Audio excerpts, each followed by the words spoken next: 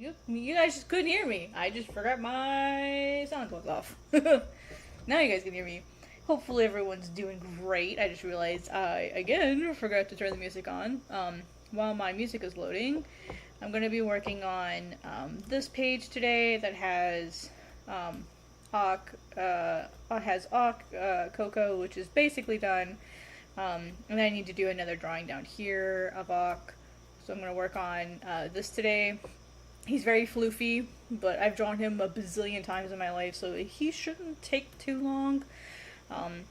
I'm probably going to work on Rin and then figure out like what characters I actually want to have over here. These are like additional characters that I'd like to have. And then I'm not sure what I'll work on today. I might work on like I know what I'm going to work on. I'm going to work on Zai later today after I work on Ak for a little bit. Because I need to go in. I totally forgot to add the water to this. So I need to add in the water for that. And then I need to go in and do the back view for Zai and then draw like some of her like her necklace and stuff a little bit bigger so I can take advantage of that. And then I have to also clean up this drawing, basically take what we see up here and then put it down here. Which that'll be fun. Not really, but it is what it is. So that's going to be the agenda for today. Why is my album not opening? Let's see, artists. There it goes.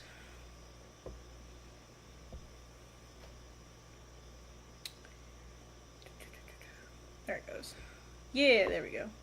That's super weird. Alright, music should be playing here in just a sec. Yeah, there it is. Hey, Lunary, what's up? How you doing? Oh boy. Yeah, this 9 o'clock time is working better for me for sure. Let's see, recommend that you stream at a bit rate. My bit rate is really high. Can I change that midstream? Oh man, it's been a crazy day. I'm gonna be honest with you, it's been wild. Let's see, it recommends I stream at 45, which I can do that. That's gonna take a long time.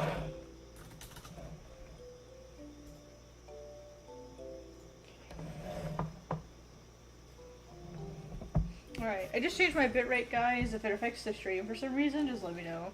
It shouldn't affect it too badly, because that's what I usually do, I just forgot to change it. So Miso ended up going to the vet today. So she's fine now, for now. But I fed Miso yesterday morning, you know, at breakfast, her usual. And then, just this line art is too thick. Probably just gonna redraw the whole thing. To be completely honest with you. Anyway, so I fed Miso her breakfast. You know, her usual breakfast. She's fine now. Oh, I see. It's not gonna change the stream now. It's too late to change it now. That's fine. Anyway. So, it just keeps giving me the bitrate warning. Your stream is higher than the recommended bitrate. Blah, blah, blah, blah, blah. It keeps giving me the warning. So she ate her lunch yesterday, but she ate her breakfast, but she didn't eat her lunch, which she occasionally does. So I didn't really think that much of it. I'm like, oh, well, maybe she's not hungry today. And then, oh, I didn't finish Coco. And then when that's not the right layer. My son lost my train of thought. Oh yeah, when I went to give her her lunch, she didn't eat her lunch. And then I thought, okay, that's fine. She does that sometimes. I'll just feed her something else. Actually, this might already be drawn in. Oh, sweet. I don't have to redraw it. Good. So, I thought, well, that's fine. She'll eat her dinner. Like, it's okay. She'll eat dinner. And so then when I went to give her her dinner, she didn't eat that either. And I was like, okay, that's really weird. Why would she not eat 2 meals?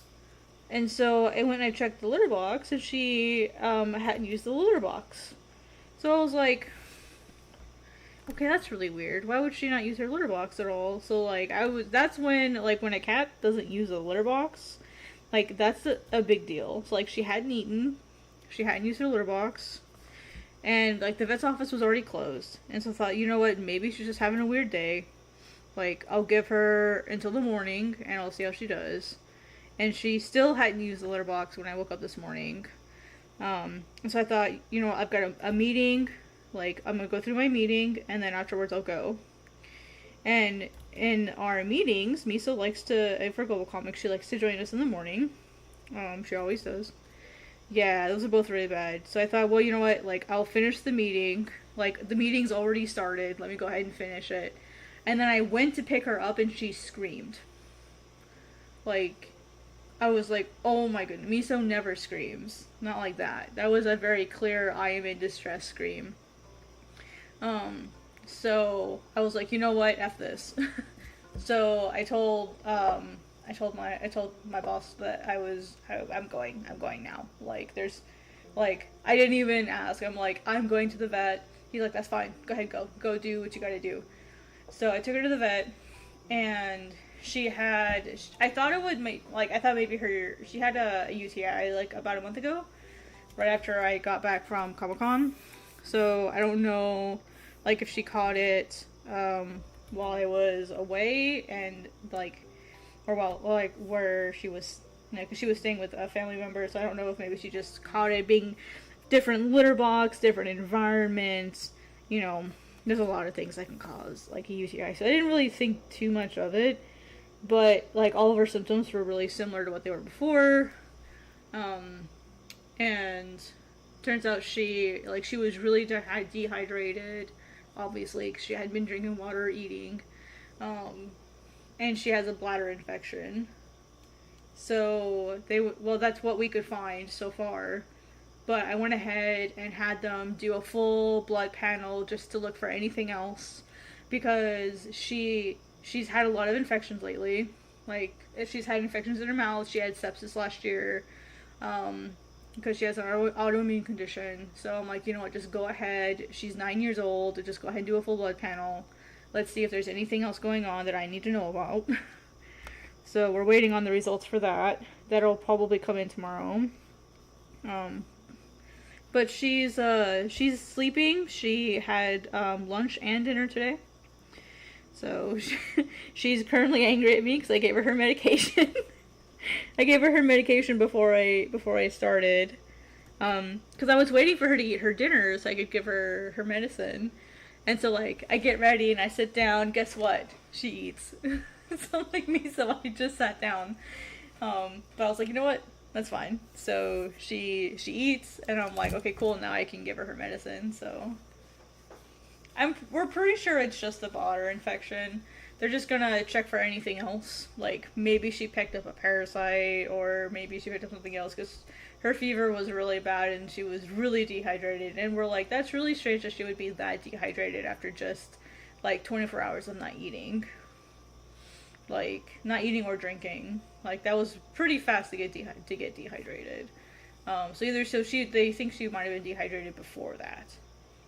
But again, she's an older cat, so they're like, we'll just go ahead and do the full thing. I'm like, yep, do it.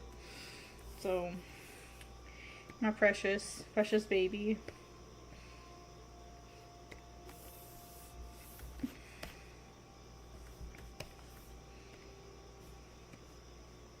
Yeah, she's sleeping now.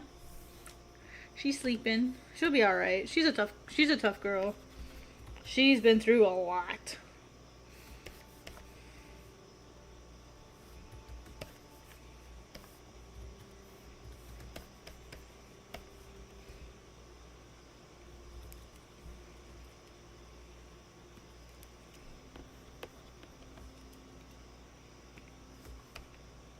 Oh, thank you. Hey, Ponto, what's up? How you doing?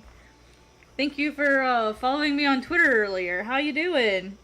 I hear you like the app. Thank you so much for the comments. We all saw it. Thank you.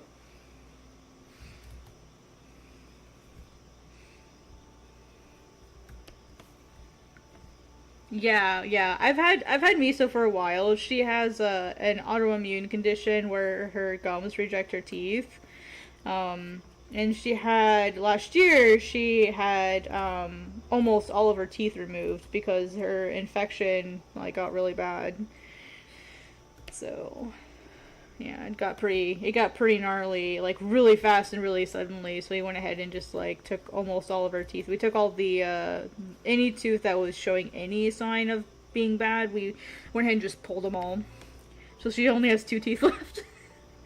She looks really funny, honestly, because so like if you're looking at her mouth, so like here's her I forget which way her teeth are.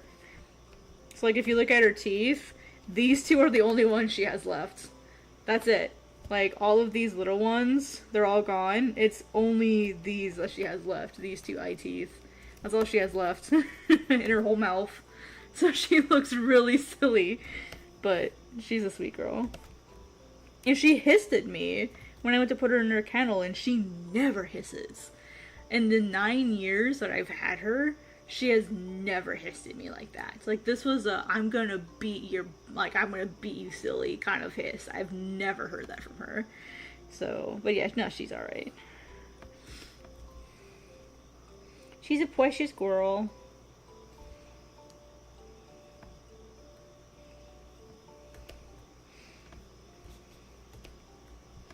Yeah, she's my snaggletooth. That's what I call her, my snaggletooth. She's a good girl.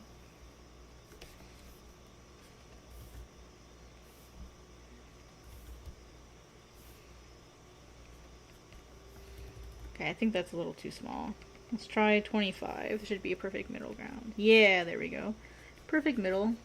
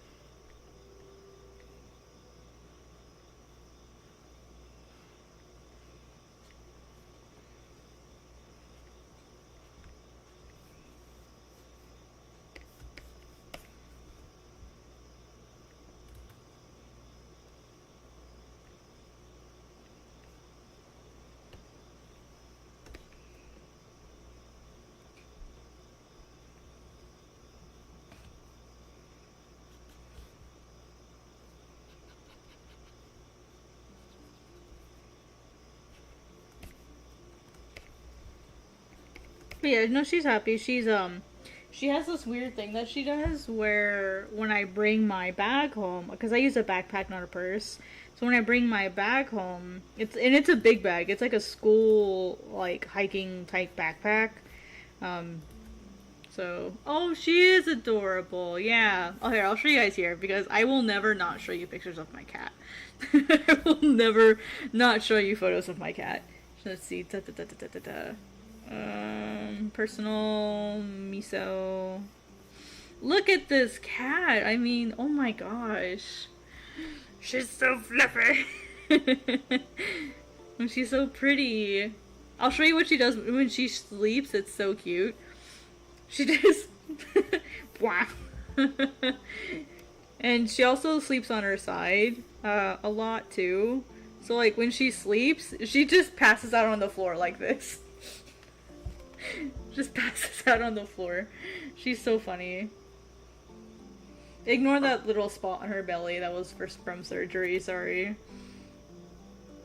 She's just Pat literally passed out after like playing with we played with her toys for a little bit, and then she just like passed out on the floor. I think I went to go get like a drink of water or something, and when I came back, she was laying on the floor like that. She was so cute.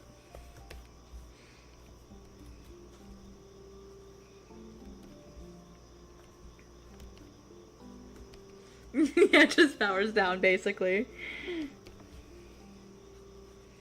Whoop, whoop, whoop, whoop, whoop, whoop, whoop. Cat mode deactivated. Loaf mode initiated.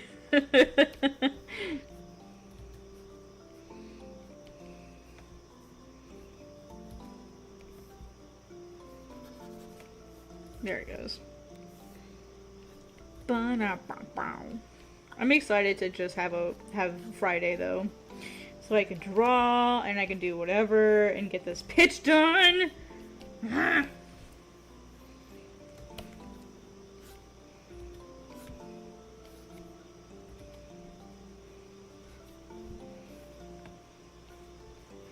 want it out of my life.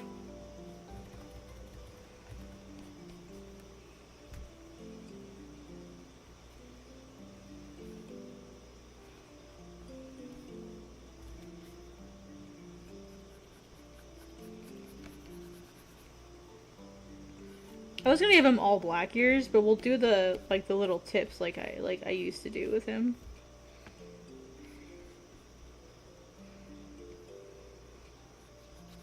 That's how I used to draw him all the time. Aka's been one of the pitch. Oh, hi David. Let's see. Miso's cute, my son, and I launched the Comic-Con webtoon. And we did our first con artist alley at Long Beach. Oh, good. How did it go? I hope it went really well. Wait. Your first con artist alley? Oh, are you not counting like Dink and Denver? I was gonna say, you've been at Dink. We're neighbors. The pitch is for Viz Media. For the originals. Had a really good portfolio review at San Diego Comic-Con, and I'm going to be pitching to them.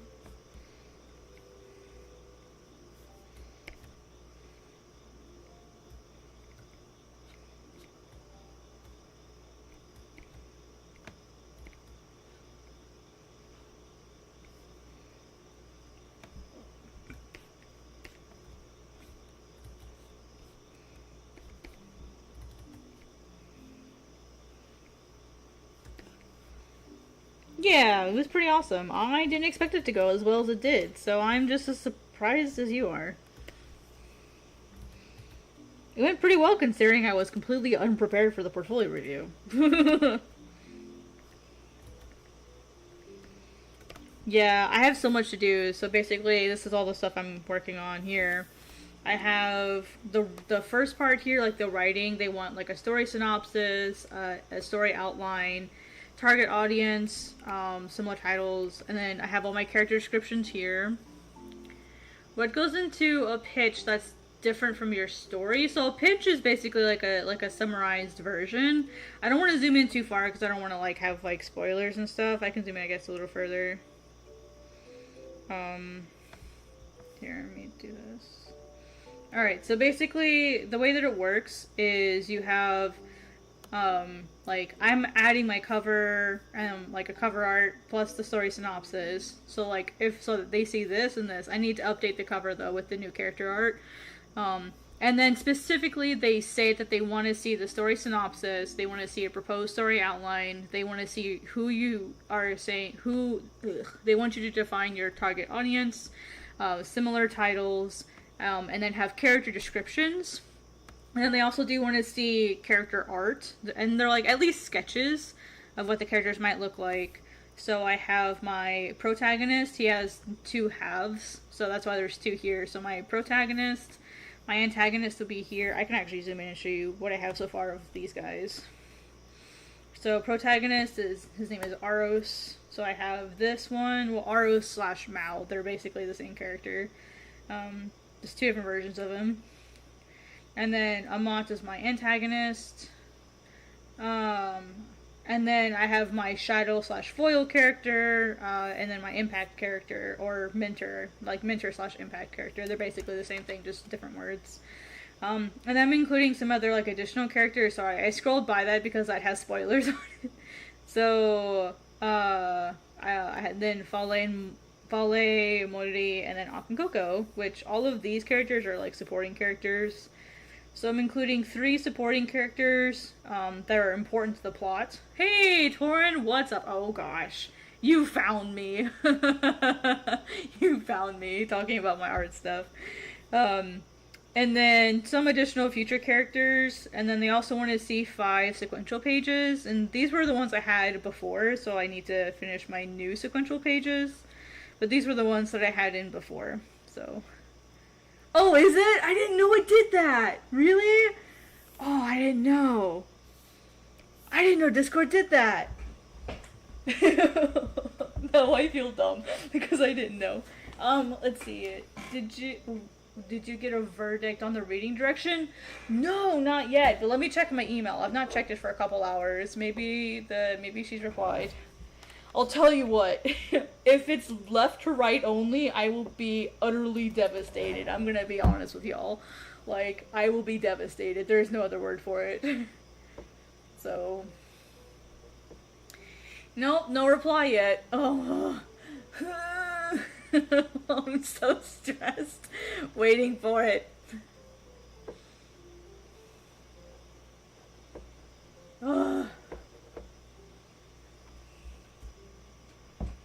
No, you're good, Tor. No, you're good. No, please stay. I'm just giving you trouble.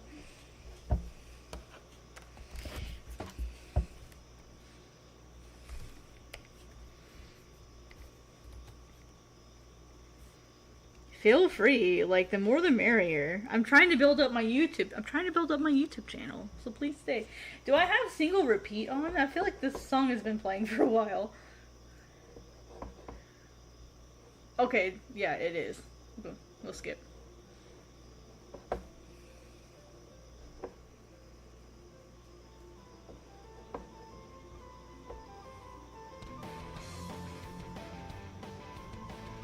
Well, the version that I'm showing you guys now isn't the version that I showed them. I showed a very different version.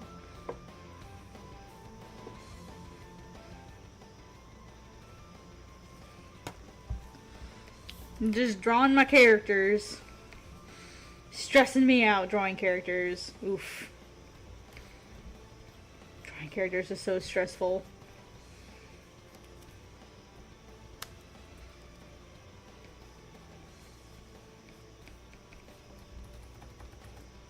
Like, and I keep forgetting these only have to be sketches. This doesn't have to be, like, clean art or anything.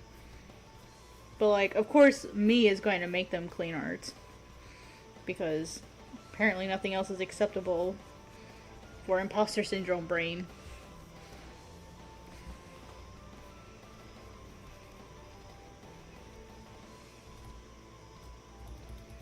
Simplify, cat. Simplify. Your brain will thank you.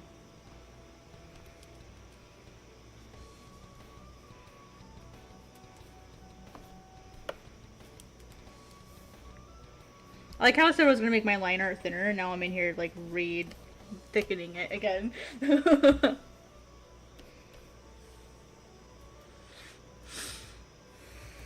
Oh, yeah, it would be super dope. But I'm not sure what the reading direction is. Like, that will definitely impact my interest, probably. Most likely, I don't know. Like, so for those who don't know what I'm talking about, I'm hoping to submit to the Viz Originals, and I went to go get a bunch of Viz Original books, right? So I'm like, oh, I should do research, see what the bar, like, of standards is that I need to hit. And when I went and bought a bunch of the Viz Originals books, they're all left to right. Godspeed is not left to right. So I was like, oh my gosh, no, like, am I gonna have to make it left to right to submit it? And I don't know. I never asked that question. And there's no clear answer. Like, in their submission guidelines, it doesn't specify. It, like, the only hint is it says manga-inspired graphic novels. So...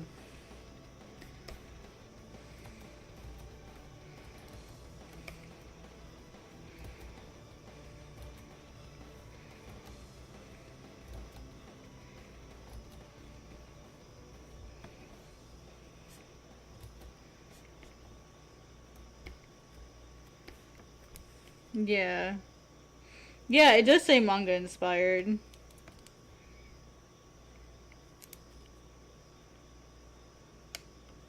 But see, that's the thing. Manga inspired. Like, not manga. Right? So, like, I don't know what it's gonna do.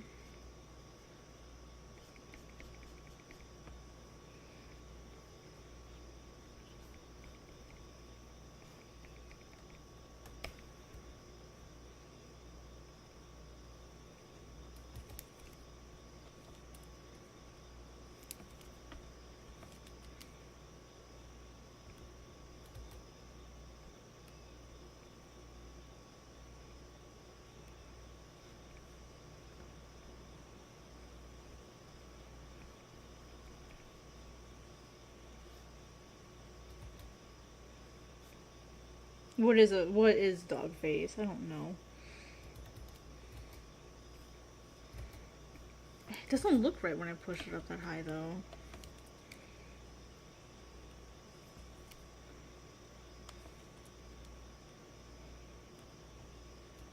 You know what, I'll redraw it here. And then I'll just push it up. I'll just use the transform tool and push it up.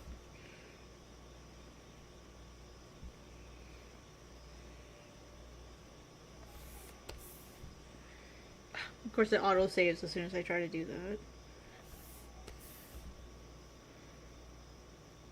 I mean, either way, like, I'll be really thankful for all the feedback that I got, no matter what happens, so.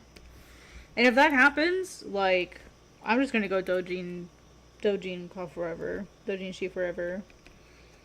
Like, I'm tired of chasing, oh, maybe this, maybe that, maybe this person, maybe this publisher. Like, I'm tired of chasing that. So, like, it's gonna be Visit Nobody at this point. Like, I've had a lot of, like, publishers reach out and be like, oh, we want to do this, and we want to do that, and it just never works out, and I'm like, I'm tired of it. Like, this isn't the first that I've pitched it to, and, like, I keep pushing it off and pushing it off and pushing it off, like, waiting for, like,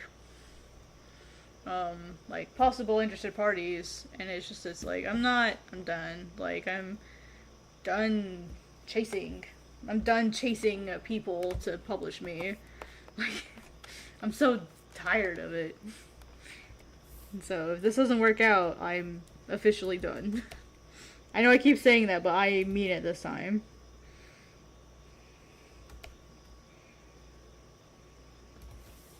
Okay, now we'll move this down. Right about... Nope, that's about right.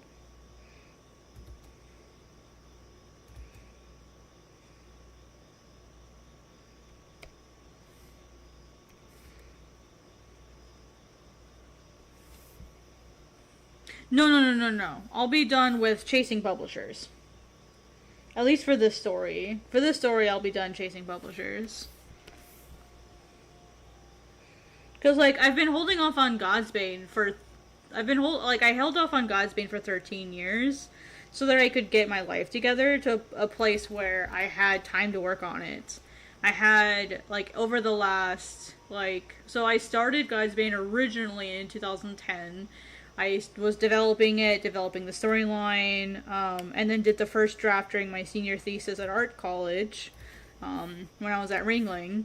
And then I stopped working on it as far as, like, artwork wise for a couple years because I had to focus on surviving and trying to figure out my bills. I was homeless 3 or 4 times during that, like, 3-year period. And then I went on an internship, and I interned at Tokyo Pop for a couple months. That was really nice. That was really awesome to, like, just see how publishers work and, like, to get, like, a... Yeah, so that was really nice. This now is too long.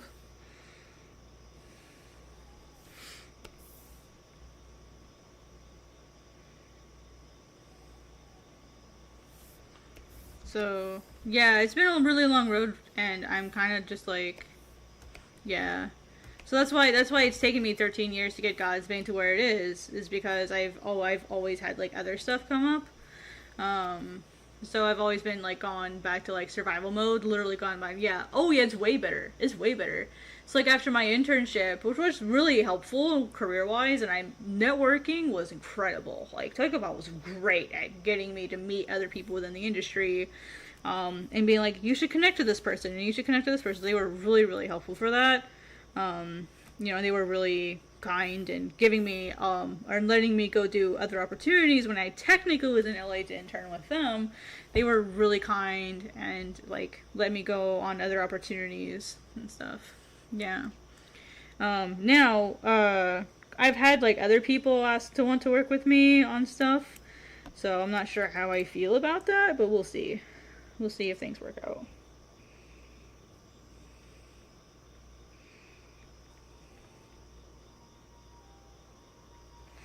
I'm, like, really wary of, like, working with other people Because, like, 9 chances out of 10 I'm asked to work for free or on spec. And that makes me really, like, apprehensive to work for free or spec. Especially for contests. I get messages all the time asking me to work with someone on a contest entry. So, yeah. It is bullshit. That's why I don't do it, because it's bullshit.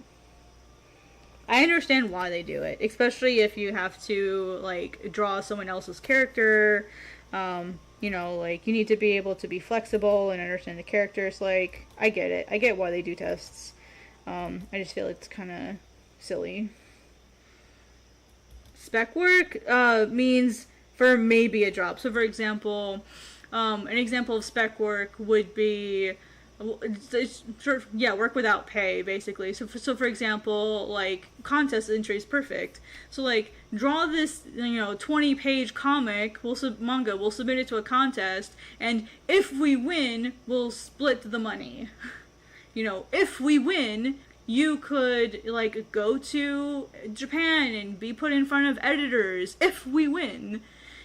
Or, like, hey, like, if you do this for me for free and I like it, like, I will, like, tell all my friends about it. That's spec work.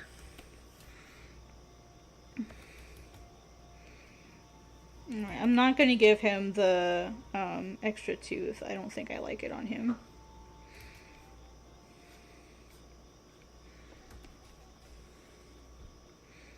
Yeah, 90% of the time it doesn't work out. I've only had one spec job actually work out.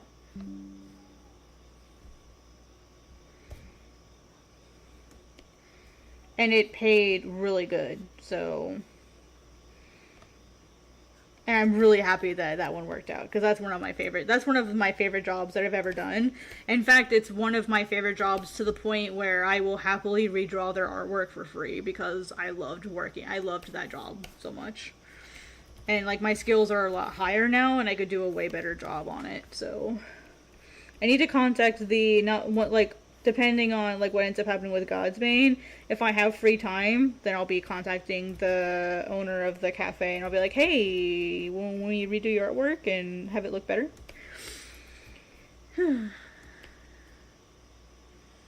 Yeah. Oh, speaking of Twitter accounts, my favorite Twitter account, if you guys don't know about this Twitter account, it's called Clients from Hell. It's also a subreddit, and it is amazing. I love it. I love that subreddit. Or I love that, it's a subreddit. I love that account. It's great. It's an account and a subreddit.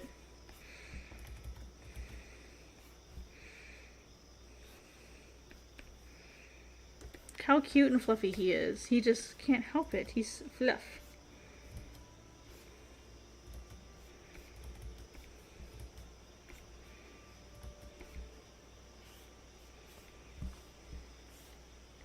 I'm, like, trying to keep his shapes simple because I'm gonna have to draw this butthole a lot. So I'm trying to keep things simple.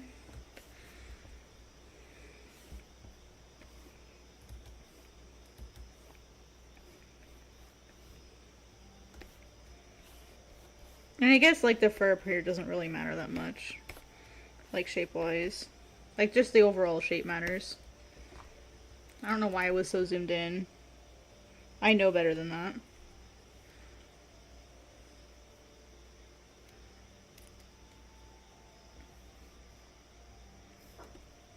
Yes, this is simple for me, unfortunately.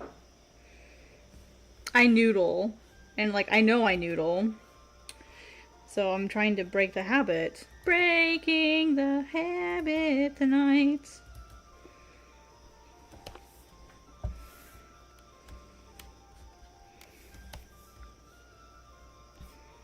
You should see him compared to my human characters. Compared to my human characters, he's really complicated. It's not simple. In animation, this would be hell.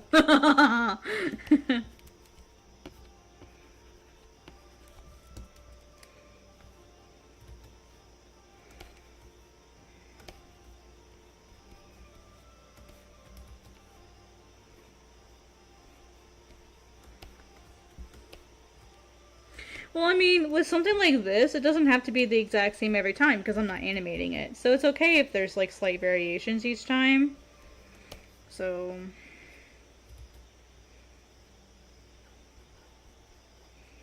And I've drawn Auk so many times. Auk was the very first character that I ever created.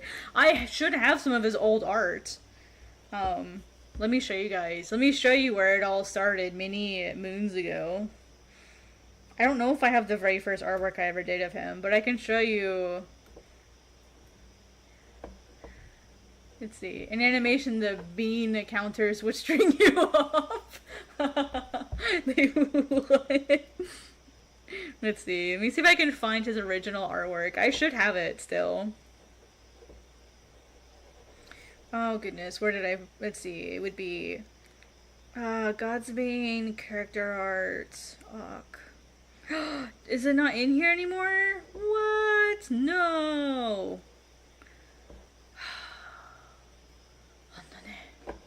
It's okay, I know exactly where it is. It's in my Dropbox. I'm gonna go get it because I want you guys to see this difference. So, see my old art. So I didn't start drawing until I was 18, maybe 17 if you want to get super technical. But I was basically 18 when I started drawing. I didn't really draw much before that at all. Like other than like the doodles in class that a lot of kids do, I just didn't draw. Oh wait, that's the Global Comics folder. That's the wrong folder. Let's see, Godsbane files, character art. Open character art, please. Auk. I love how I have his old name in here. Okay, do I have the 2011 files? Yeah, oh my gosh, yes, here it is. Wow. My initial sketches of him. Oh my gosh. I'm a little embarrassed to show this, honestly. Let me grab these for you.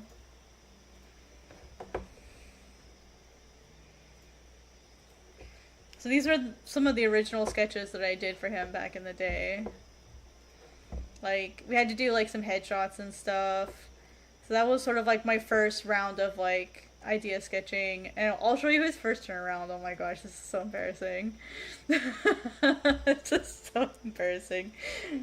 Oh man. So that was his turnaround. Soak that amazingness in. Oh my goodness. And then for color, here's one with Coco in it, so you guys can see like him and Coco. I was 18 when I drew this, you guys. Like, please forgive me. Like, look at these two. Oh my gosh. That's where they all started. That's where they both started. That's Coco. This is Coco. And this is Auk. Lord have mercy. Yeah. The way you do eyes reminds me of Solo Leveling. Really? I've never read Solo Leveling, I'm gonna be honest with you. Never read it.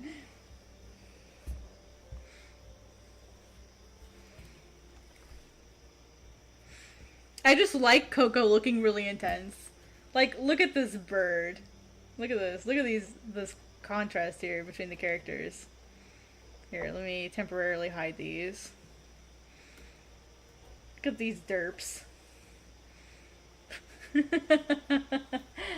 That's let's see. Coco is a year younger than Auk. I made Coco in 2011. And I made Auk in 2010. Damn. It's been a while. But see, here's the thing. These two were originally the main characters. They're not the main characters anymore. They're secondary characters. Secondary/support characters. I'm going to show you something a little bit more embarrassing than this. And I'm going to show you the growth of the main character, Aros. Yeah. Yeah? Okay, yeah, I definitely will. Thank you. Yeah, I was like I was writing down notes while you were listening. So, like, I'm sorry if I was quiet while you were talking. I was just taking notes.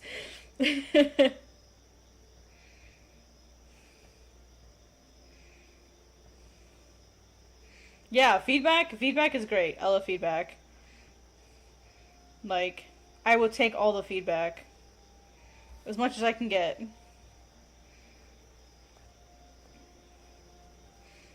Lord have mercy. Alright, and then I'll open up here what he looks like now. Because it is slightly different now.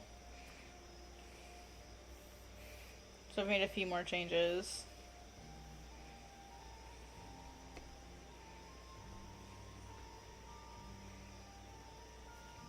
There we go. It's like, this is him now. Look at this fool. He's changed a lot.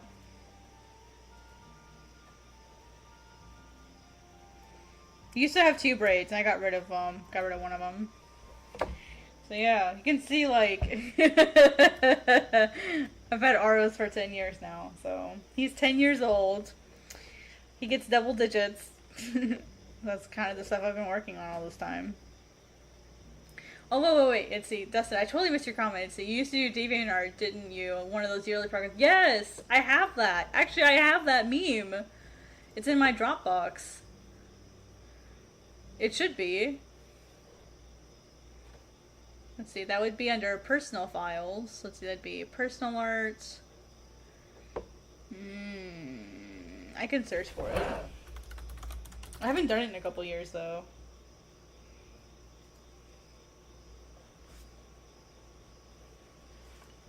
Oh yeah, this one goes all the way through art school.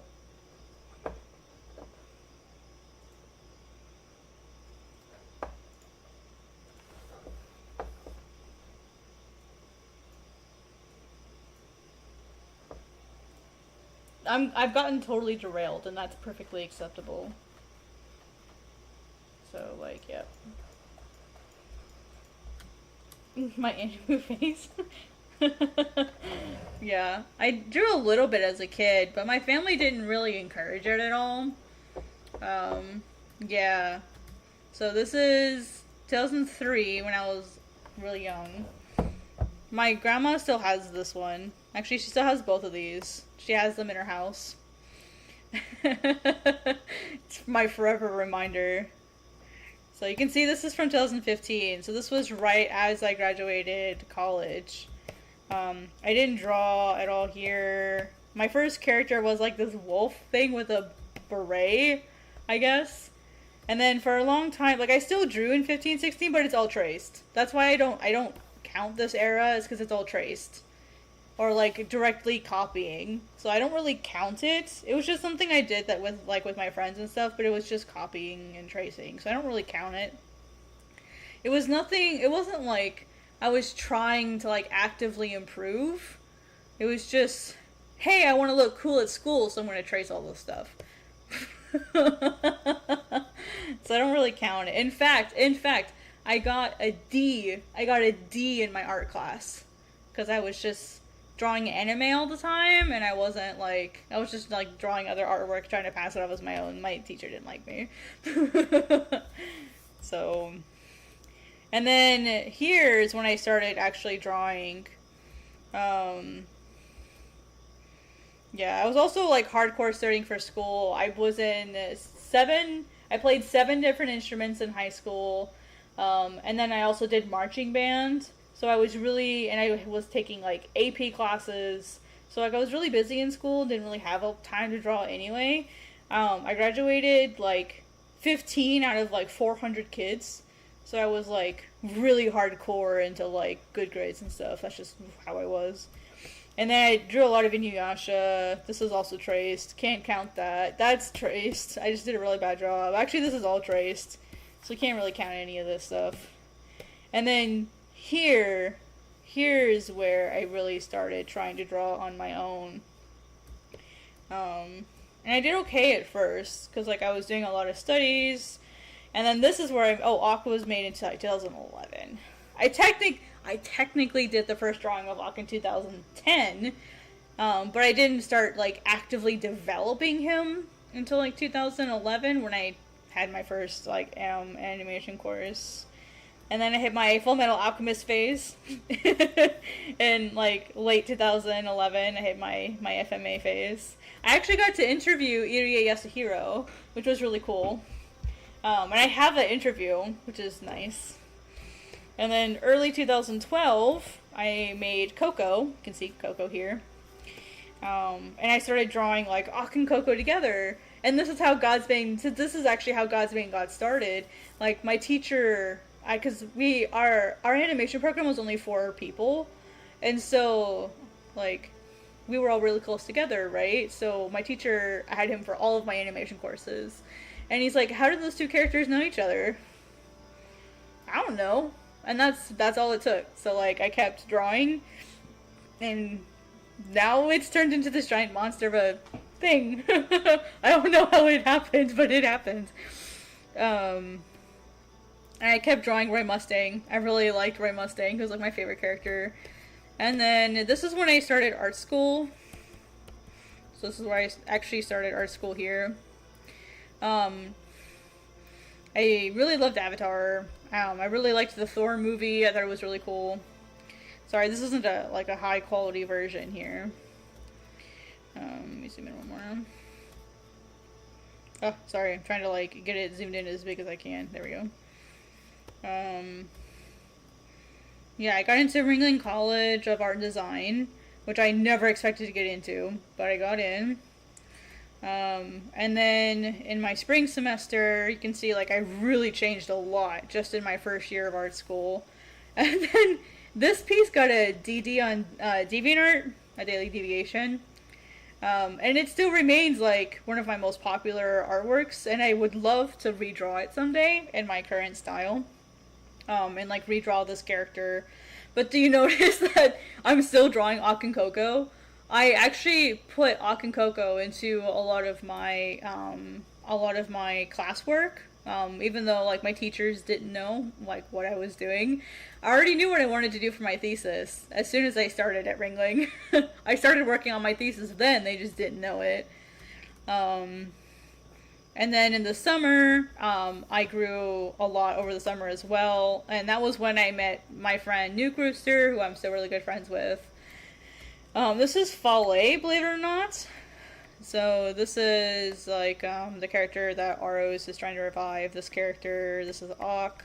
This is also Ock. It's like a human version of him. This is Coco. And then this is Aros. So you can tell I've been struggling to draw people for a very long time. But I was doing a lot of like painting and a lot of color work. I wanted to like do what my classmates were doing, which is these beautiful paintings, beautiful full color illustrations. And it was around the like early 2013 that my teacher noticed I do really good with line art in general. And he's like, "Have you ever considered doing comics?" And up until this point, I never considered doing comics. Like, I was still, oh, I'm going to do storyboarding, I'm going to do all that stuff. And I literally told this teacher, no, comics are dumb. And he just, do you want to know who he was? His name was Gary Barker. He's been an illustrator on Garfield's, Marvel, and DC for like 30 years. 30-year comic veteran. And I told him comics are dumb.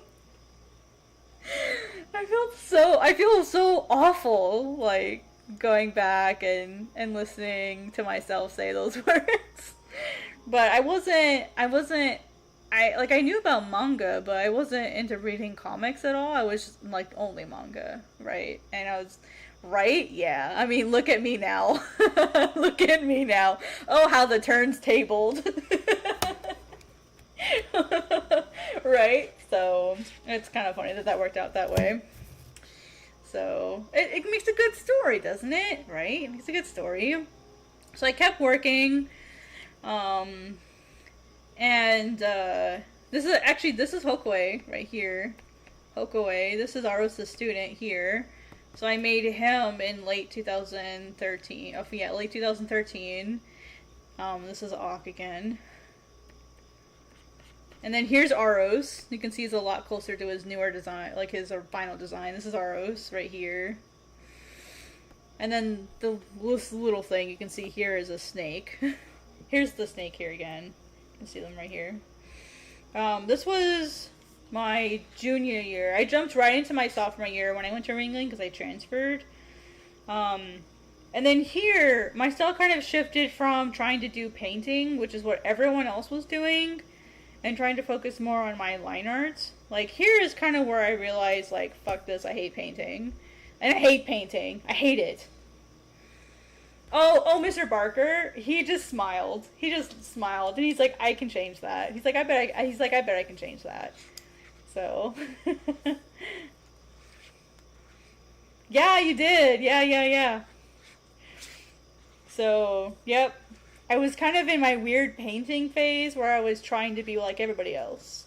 I was trying to do what everyone else was doing, which was painting. And, you know, like, my classmates were very, like, my classmates and my teachers, I mean, it's art school, like, they're very, like, you shouldn't draw manga, you shouldn't draw manga, you shouldn't draw manga, like, stop drawing anime, it looks too anime, like, and I can see what they're saying, like, looking at this art, I can see the manga and anime in my style, like, I can see it, and so, like, the painted stuff like this, I was doing for class, and then when I finally started doing my inking stuff, everyone's like, oh my gosh, like, you're definitely way better at this. But I was still scared to do it because I was so focused on trying to make everyone else happy. So I kept trying to do painting. And it was really stressful for me. And then by summer of 2014, I said, F it. I'm going to do what I want to do. And so you can see I switched and got into, like, my line art, starting to lean more towards comic-y phase. And I did, like, a lot. I started preparing for my thesis. I did a lot of my thesis work in advance because I knew it was going to be a lot of work. And then my senior year. My senior year was the worst 9 months of my life. It was the worst 9 months of my life. It was absolute hell for me. So, BFA, just a BFA, but we have a thesis, in our BFA.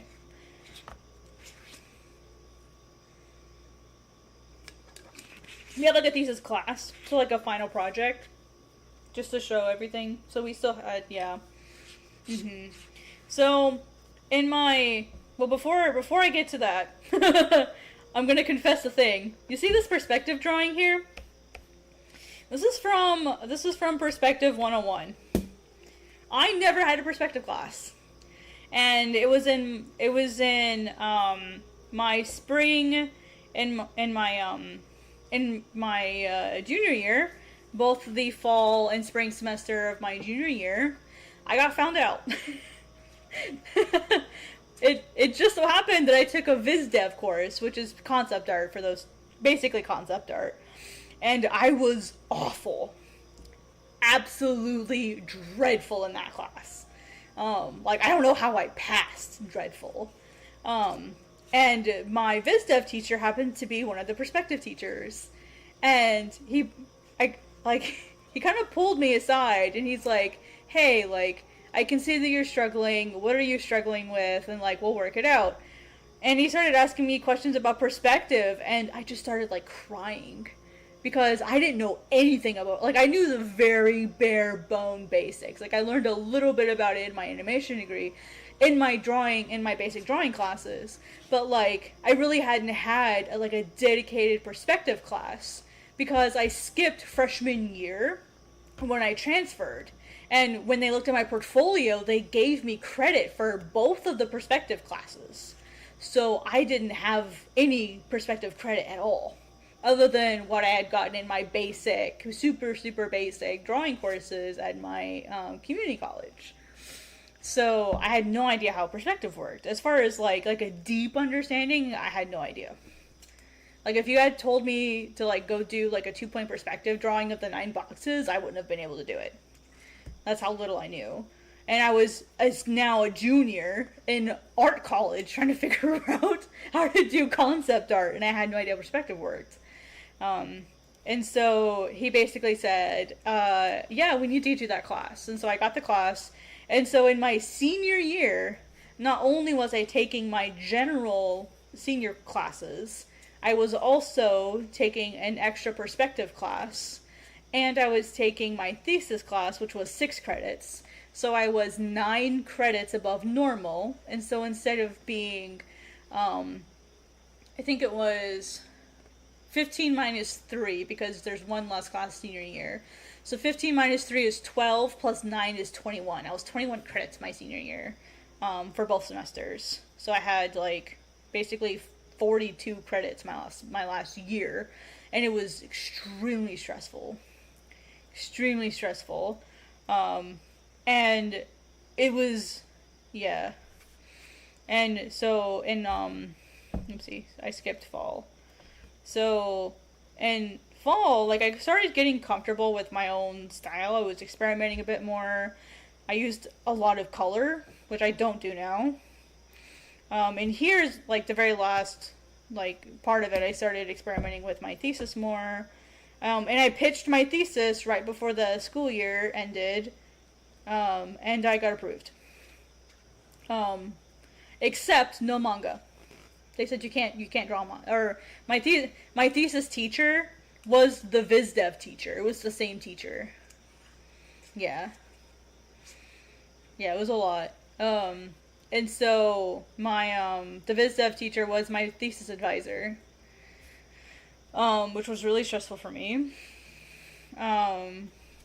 So here, like, this is graduation. So I'm just gonna put grad here. Like, this was graduation right here. I hated my thesis. I hated it. I basically did a 16-page preview, and I did a 48-page concept art book. And this is sort of the style that I used for it. So you can see, like, I did good. Like, I got much better at drawing people. And I felt comfortable, and I was having a good time, and, like, I redrew those 16 pages, like, 4 times. Like, Dustin, you were there for all of this. You know how freaking bat brain crazy I went.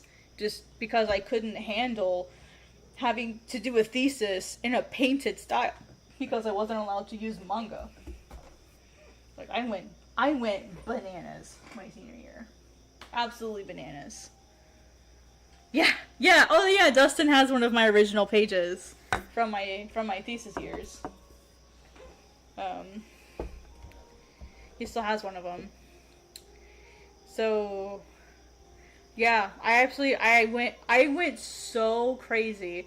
I stopped eating, I stopped sleeping, I was micro sleeping as I was driving, I was sleeping in the labs, like I almost got Baker acted. It was so bad. Like, they almost Baker acted me, because, no, you could do black and white art, but you couldn't make it manga style.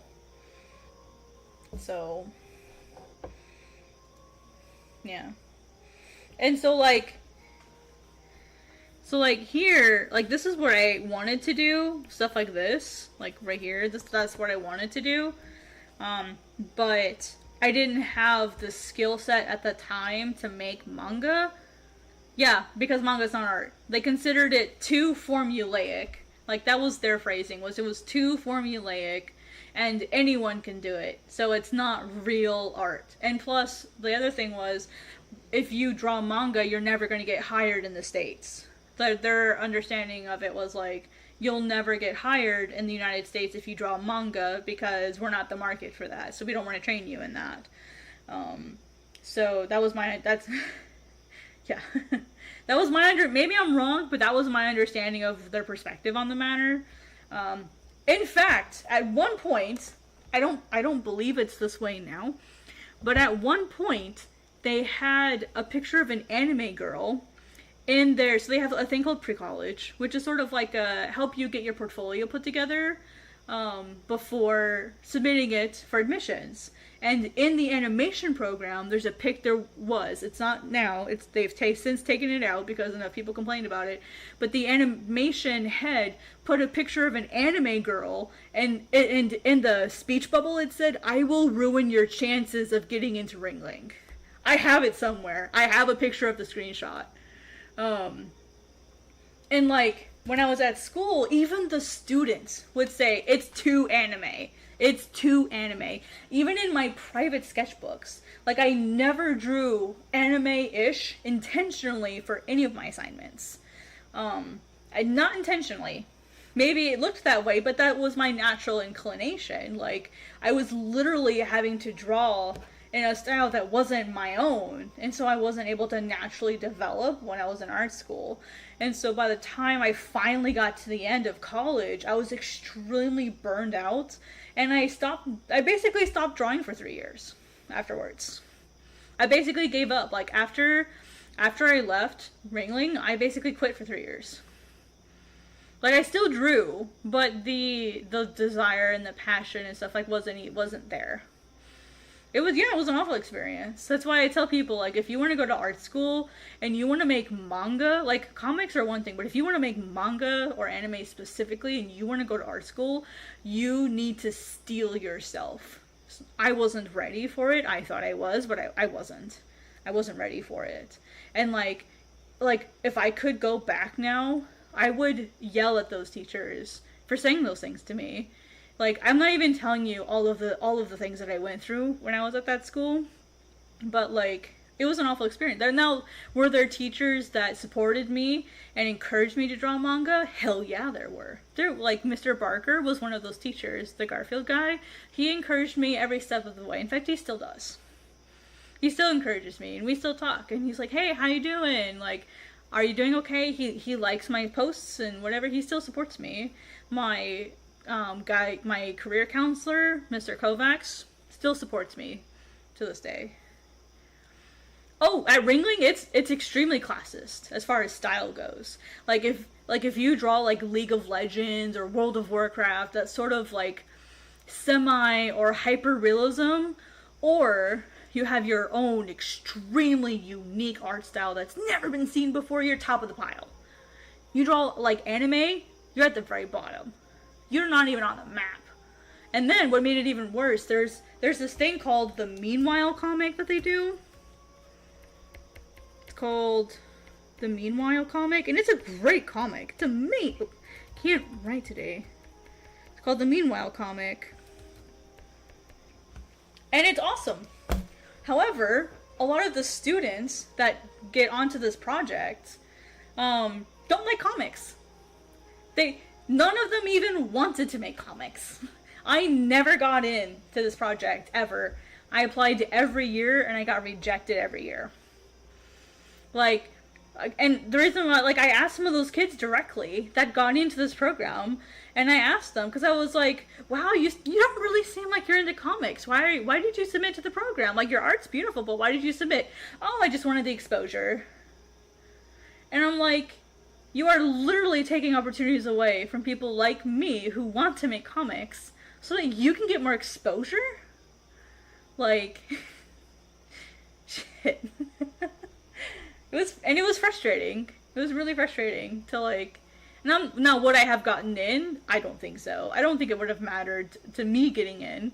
But I think there were like other kids who were better than me, who deserved to get in, that couldn't because some person with better art got in even though they have no desire to do comics. None at all. And like, this specifically one of those kids already had an art degree. He was just getting a second one. And he was already working for Riot Games. And he got into this thing. And it's like, are you effing kidding me? Like, he doesn't need the effing exposure. He works for Riot Games while he's in college. So, it was frustrating. It was really frustrating. So yeah, like it was hard. It was rough, man. And then this was sort of like the after college where I drew for a little bit. I moved back out. I moved back home to Colorado. Um, and I kind of, my brain just kind of melted.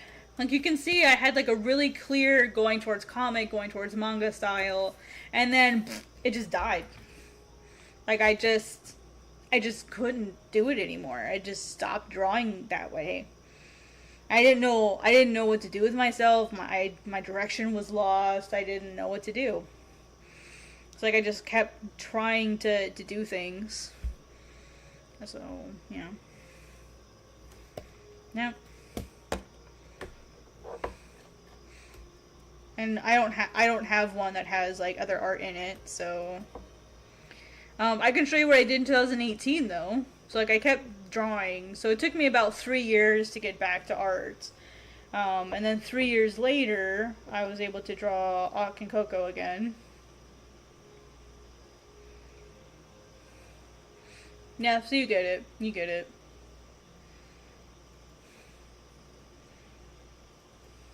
So here's a drawing that I did in 2018 of Ak. It's what he looked like at one point. You can tell I used the pose because I really like this pose. It's a beautiful pose for him. So I wanted to use it again in the concept art that I'm doing. So I'm sure you may recognize that pose. I did adjust it a little bit. So this is what it used to look like. So this was 2018. And I drew Coco also. Let's see if I have his. Oh, and then I got back into line art. This was 2020. So in 2020, I kind of got my spark back. 2018, was when I did my internship with Tokyo Pop. I interned at Tokyo Pop in 2018. And they got me my spark back. So this is a low-res version of it, sorry. But yeah, I started playing with line art again and started drawing again. I have a color version of this as well. There's the color version.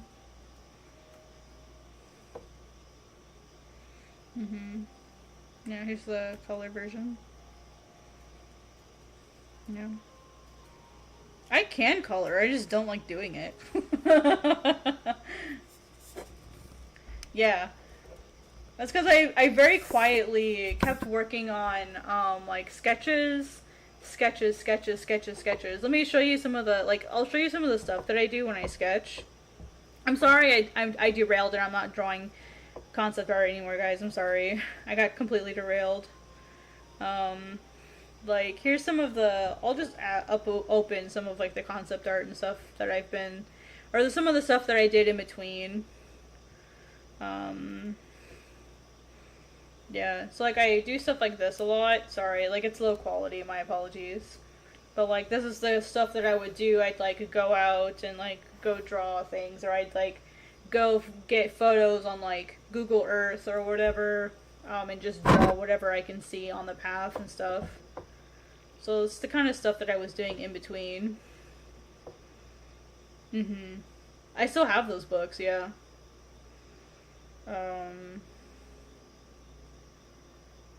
Yeah. Yeah, it's been a really long ride to get here. It's kind of crazy that like I'm still drawing.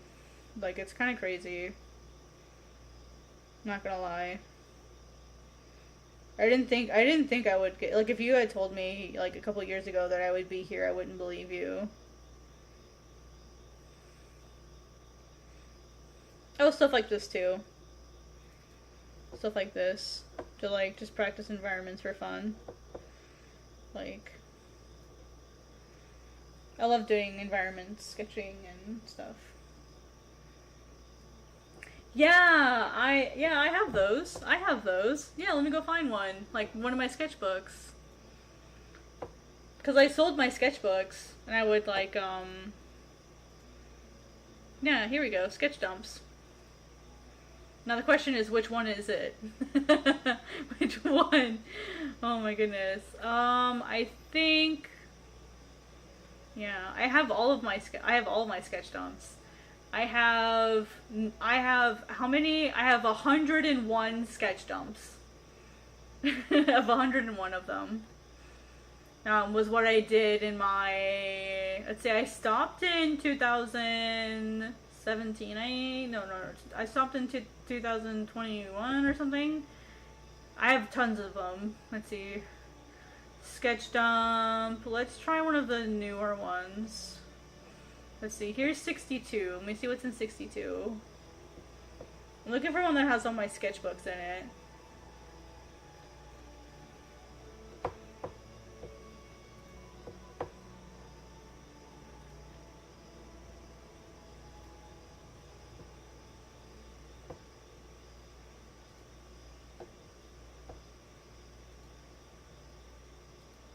Oh, here's one from when I was still in college, I think.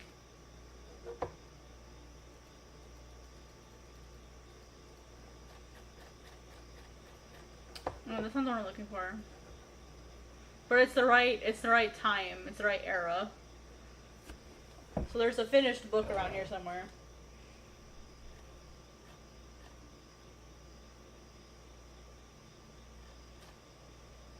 I'm missing a whole bunch of them though. Like there's more somewhere. They're all stored away, so I'm not sure where they would be.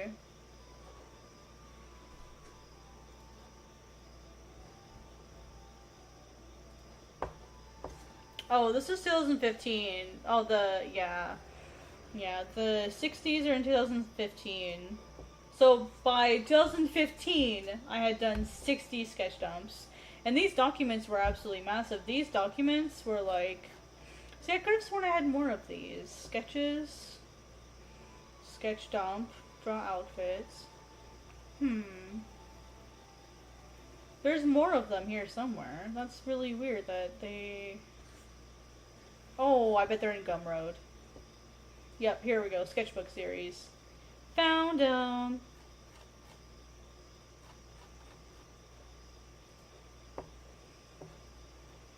Here we go. Found it.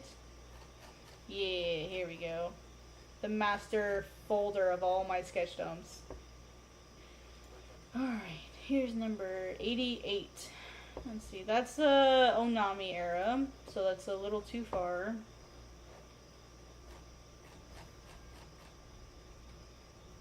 '77. That's 2018, so I need to go a little bit later than that. About 82. It's crazy that I can look at these and know exactly what era it's from. Oh, that's YouTube era. That's when I first launched my YouTube channel. So it's late 2018. Alright, what about 84? No.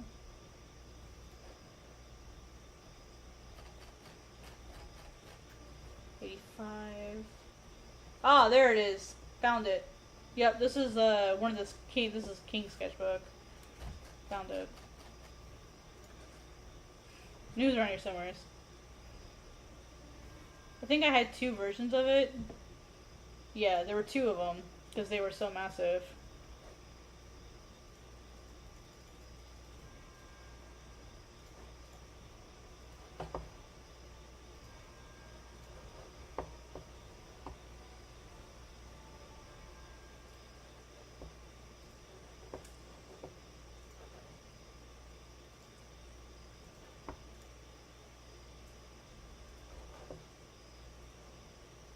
Yeah, look at all this.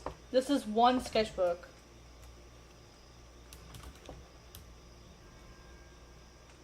This is all one sketchbook. Both of these.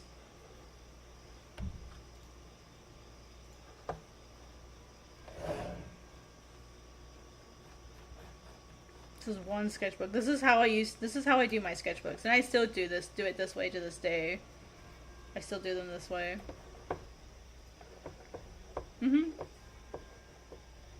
Yeah, sorry. I was getting the books up. I had to go dig through my Dropbox because I have a really tiny storage capacity on my laptop. So I did, yeah. Yeah, I went to, yeah, Ringling College is in Sarasota, so I would spend a lot of time there. Like, look at all this. Like, these are my sketchbooks. So, my sketchbooks are still done this way, with lots of notes, lots of sketching and doodling. I was a member at the Botanical Gardens, the aquarium, the Moat Marine Aquarium there, the Tampa Bay Zoo. Like, I would go to those places all the time and draw. So, yeah. Like, you can see I was, like, really prolific. And I would, like, in my sketchbooks, I would put stickers, I would do studies, I would print out my digital stuff, and I would paste it in. So I put in anything I could find. Like this one, like the sturgeon here, I would do it in pencil, and then I'd ink on top of it, and then I would burn it with a lighter to, like, get the smoky effect. And what's really cool is if you burn it lightly enough, you can then erase it, just like charcoal. But then you have to, when you're done, you have to spray fixative on it so that it doesn't, get all over the place. So, and then anything I thought was cool, like I liked the lions here. I liked there was like glitter on this bee, so like I just taped that shit in. Yeah, I put everything in my sketchbooks. Like this silly little save points thing, I thought it was really cute. Like if I wanted to ever put something like that in my manga, I could. So I saved everything. Silly little like candy Pikachu that I drew. I liked the colors on the organic bananas, so I saved it so I could color sample later. I had put the most ridiculous things in my sketchbook. This is a pressed leaf. I put in fortune cookie fortunes. Here's Aros, an earlier version of him. So yeah, just whatever I was drawing. Oh, here's some zoo sketches. So this is song lyrics. And then just some doodles, some zoo doodles. I'd go to the zoo and draw and stuff. So some old drawings, character sketches. I liked the artwork here, and so I like cut this off. I don't smoke, but one of my friends did, and he bought like a whole bag. So I don't smoke. I do not smoke. But I liked the art on it, so I grabbed a copy. And then like some other characters, some fish doodles. Oh, here's Auk. Here's Auk again.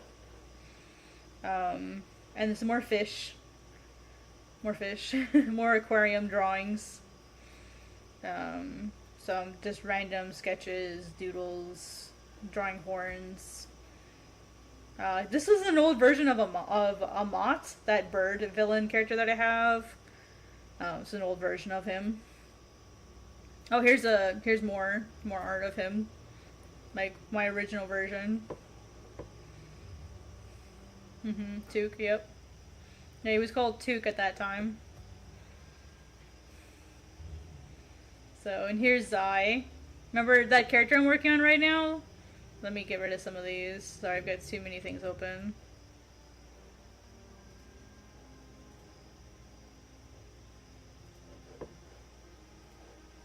It's probably hurting my computer to have so much open.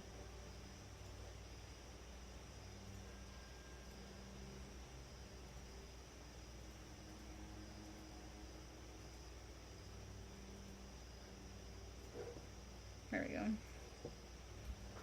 So yeah, some perspective studies, yeah. Sorry, this isn't the most fascinating thing. Sorry, guys. But this is how I progressed. Fresh picked head on a stick. Don't forget to remember shit. No, it's okay. This is nice.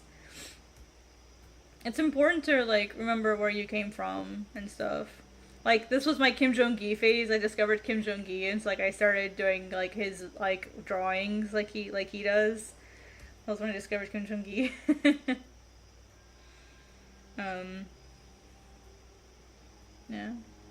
Yeah, for real. And then like just some more characters. Dude, I forgot about this. This I'm grabbing that. I forgot I drew this picture of Aros.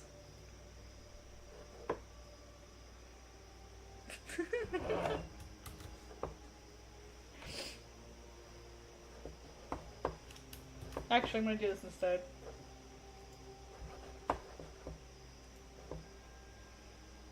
Completely forgot about that. There, now I have it forever. Here's a picture of a tiger. More sketches. Me deciding symbols and elements for God's Bane. I used to work at a Shell station at one point, so I just randomly put stickers. This is a feather duster over here on the left that I used as a mustache. It was like part of a feather duster.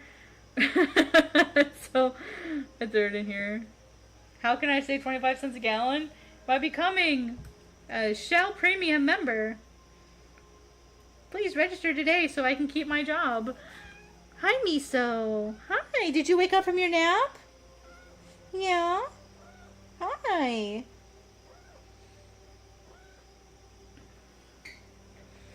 So, yeah. This is what I did with my life. Do I regret it? Maybe. Yeah, this is all one book, you guys. This is one book. This is all one book. This is half the book. I'm not even all the way through this first half of the book. So, like... And I finished this book pretty quickly. No regrets. Yeah. So, I like this drawing of Hawk. I like it.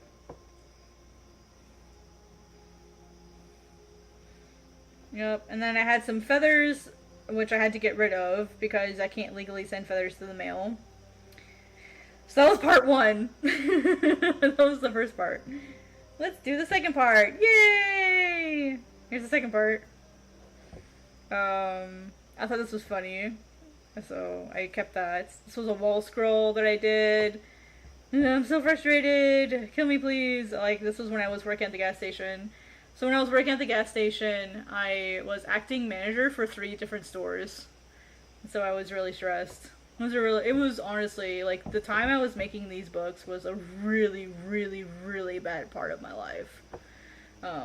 This is, yeah, really bad. But I'm not really progressing that much. Like, I just wrote some stuff about Aros. Snake. Snake plant. And the snake's like, is this what you think I really look like? Okay, Miso, I'll pick you up. Calm down. Come here, Miso. Come here. There you go. And then, yeah, just more drawings, more doodles. Like Baby Hawk. He was a baby. He doesn't look like that. No. Playing with, like, fake Japanese script. More studying of people and drawings and characters and stuff. Math and doodles and stickers. Auk loves pine cones. Random trivia. He loves the F out of pine cones. He loves pine cones. So, just saying. More doodles. I don't know why I put a bunch of Disney stickers in the book. I have no idea why I did that. No idea why. These stupid little comics. Dumb stuff. More zoo drawings. I went to the zoo and did some more drawings. Snakes and elephants. Lots of snakes. Because they hold still. And elephants, they were pacing, so it was really easy to, like, do the drawings of the elephants. These were the feathers I had to get rid of. Because I guess apparently can't send these in the mail. So I had to get rid of those. Oh, the Reptar bar came out.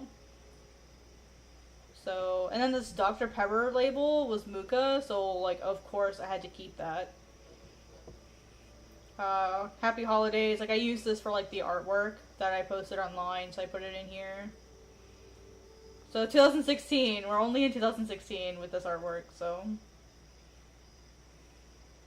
So, like, okay, so I guess I can't say that I quit drawing. I used my sketchbook a lot. I just did a lot of sketching. I didn't do really a lot of final artwork at this time. And all I really had to draw with was, like, the BIC, like the BIC pens. I didn't really have a lot of other stuff to work with. So that was mostly what I drew with at that time. Be happy, you idiots. Love each other. Lowest prices, period. Oh, yeah, here we go, yeah. Yeah, yummy, I love me some cactus juice.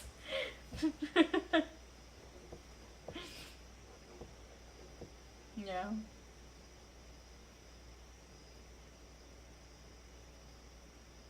Some more cactus drawings, and the last 20 pages I didn't scan. So yeah, like, it's this kind of stuff that I did during, like, after graduation and kind of, like, when I was in my in-between phase before I started drawing comics and manga. So that's what I was working on while I was away, so to speak. So, oh, I see what you mean now with this little leveling. I just saw the thing on Discord. I forgot to have my streamer mode on, so I didn't hear it initially. I see what you mean now, yeah. But yeah, this is the kind of stuff that I worked on while I was away. That's really all, like, my brain could manage at that time. It was just sketching. So...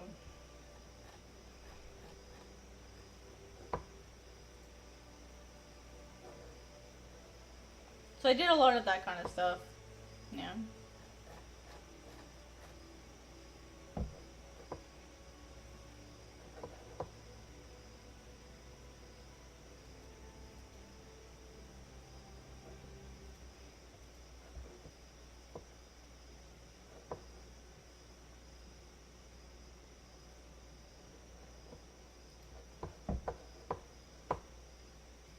It was a weird time of my it was a weird time in my life, to be completely honest. Like, I wanted to quit. I wanted to just, like, give up art forever, to be completely honest with y'all. I'm really glad I didn't, but that's where I was. Oh yeah, I remember this one. This is one of my favorite sketch dumps. Like, this is one of my favorite ones. Sorry. I'm completely derailed now, and I'm just having fun, so... It's one of my favorite ones. This is when I was working on Onami, which was my very first manga. So this is sketch dump number 85. This was a much more optimistic time. So, I was starting... You can see I had done the sketch. Remember this? This is when I was working on the sketch for that. So, very different time in my life. I was finally getting comfortable with the idea of, like, not having to do, like, color, but I was still kind of just experimenting and playing with things. So, I was really starting to embrace, like, line art and, like, get comfortable so I could make Onami, which was my very first manga. So, this was sort of, like, designing characters and environments and still planning for Godsbane, still doing characters and stuff. So...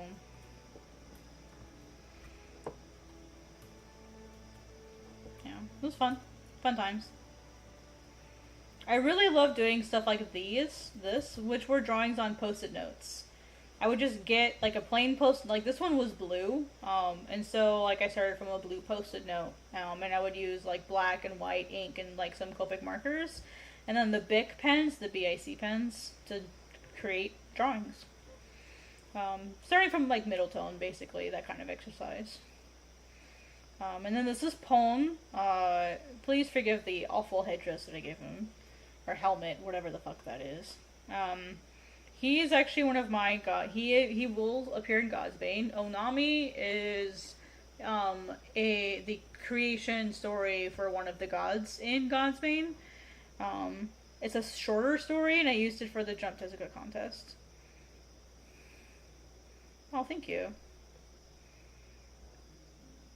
I have a lot of those.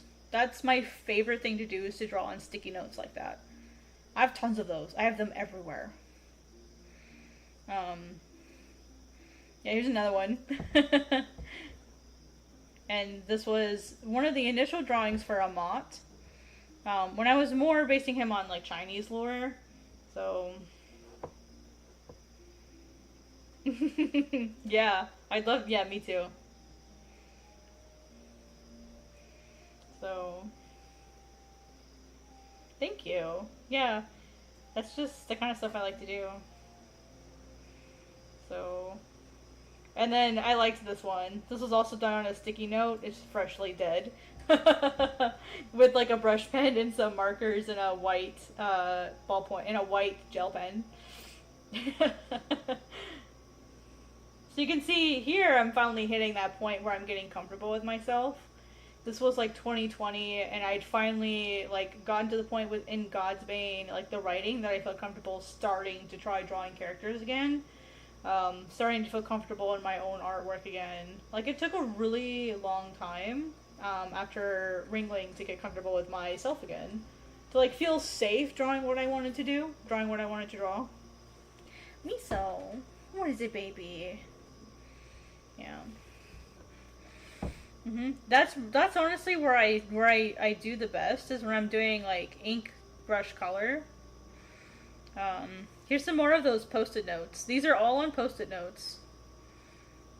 Like, I drew on post-it notes so prolifically. Like, this is a post-it note. Like, all 4 of these are post-it notes. This one isn't. This is like on a white piece of paper. But like, yeah. I think this one was yellow. Yeah, this is a yellow one. This was like a cream. This was a cream, and then this one was yellow, but I took the saturation out. So,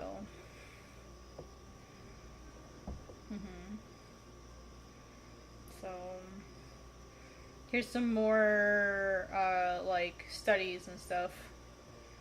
And this is, yeah, this is like a 3x3. And so I'm just using like a Bic pen on this one. It's a Bic pen, just 3x3. And then you can see me like doodling on stuff. This is where I just started to finally feel comfortable again.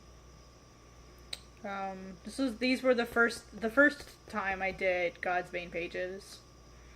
It was called Ghost Child at the time, though. It was called Ghost Child. And then this is a character called Tavi. So, he looks a little different, but he looks pretty similar. But he's a little different now. And then this is Amat. He doesn't quite look like this now, but he's very similar. Yeah, some sketches for the pages. I can tell this was my first attempt at a manga.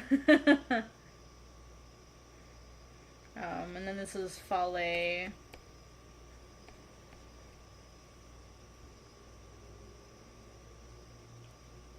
Morty, Fale. Like, a lot of these drawings I was doing while I was working at the print shop. So I worked a type of printer called direct UV printing. And essentially what that is it's a printer that prints on things that are like non-typical. So things like metal, plastic, crystal, glass, stone, even. I've even printed on bricks before. So like, if you run the printer correctly and you use the proper settings, you can even print on water.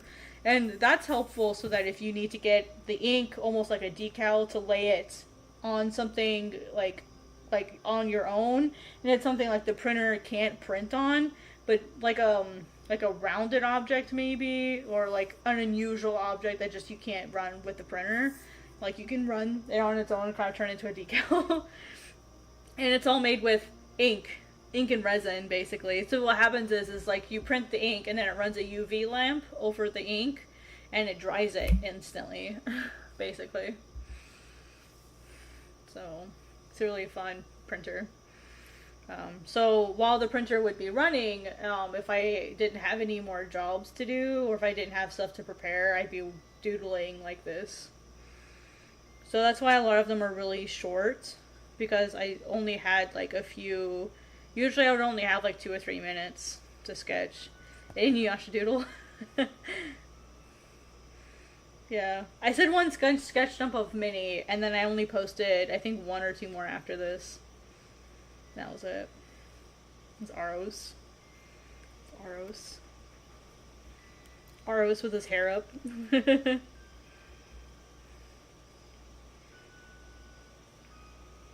Yeah.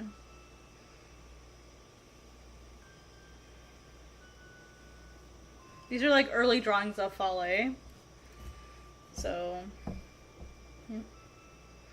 Fale is this character. This one. So, yeah, all kinds of good stuff. Yep. Sorry guys, I got totally derailed. I hope you liked my TED Talk about sketch dumps.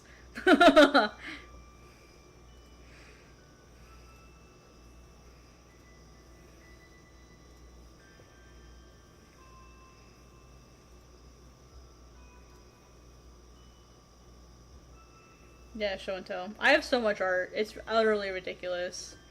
So much artwork. I really liked doing stuff like this too. This was really fun.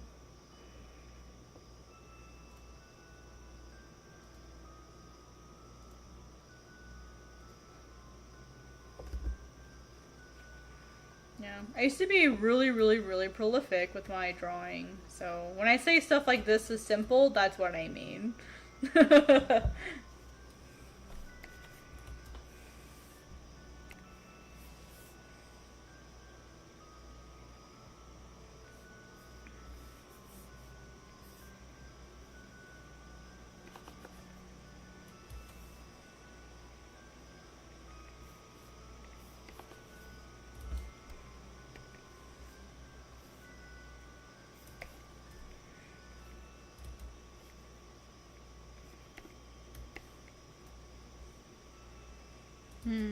Most of my work went into commissions, trying to survive, trying to pay my bills, and like getting kicked out a lot, so I had to like quit drawing a lot so that I could focus on surviving. My parents were not kind when, well, let me rephrase, my dad has come around, but my mother has not. My grandparents are trying to understand. So, oh yeah, when they found out, so my first degree was initially in rad tech, but I caught tuberculosis my very first year of college. And the nurse at the time told me that because I now have tuberculosis on my record, I will never be hired at any animal hospital or any regular hospital, so my dreams of helping people were gone forever. And so suddenly, at 18 years old, I've lost my second choice, because my first choice was music. I lost a music scholarship when I moved schools, so I was a piccolo player, was my primary instrument in high school. I played 7 different instruments for 7 years. My primary being piccolo, and like I was in honors band and like full orchestra, pit orchestra, AAA solos. Like that's the kind of player I was. And in order to get my scholarship, I had to play piccolo my senior year. And well, when I changed schools because mommy found a new boyfriend, the new school that I moved to, we did our blind trial for chairs. If you don't know how chairs work, essentially it's a ranking system in bands.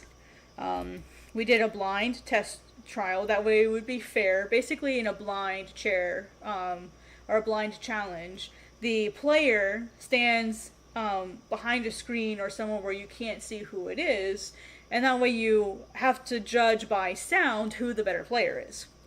And I won. I won against their Piccolo player, and they still got the Piccolo position. I didn't. Like, yeah.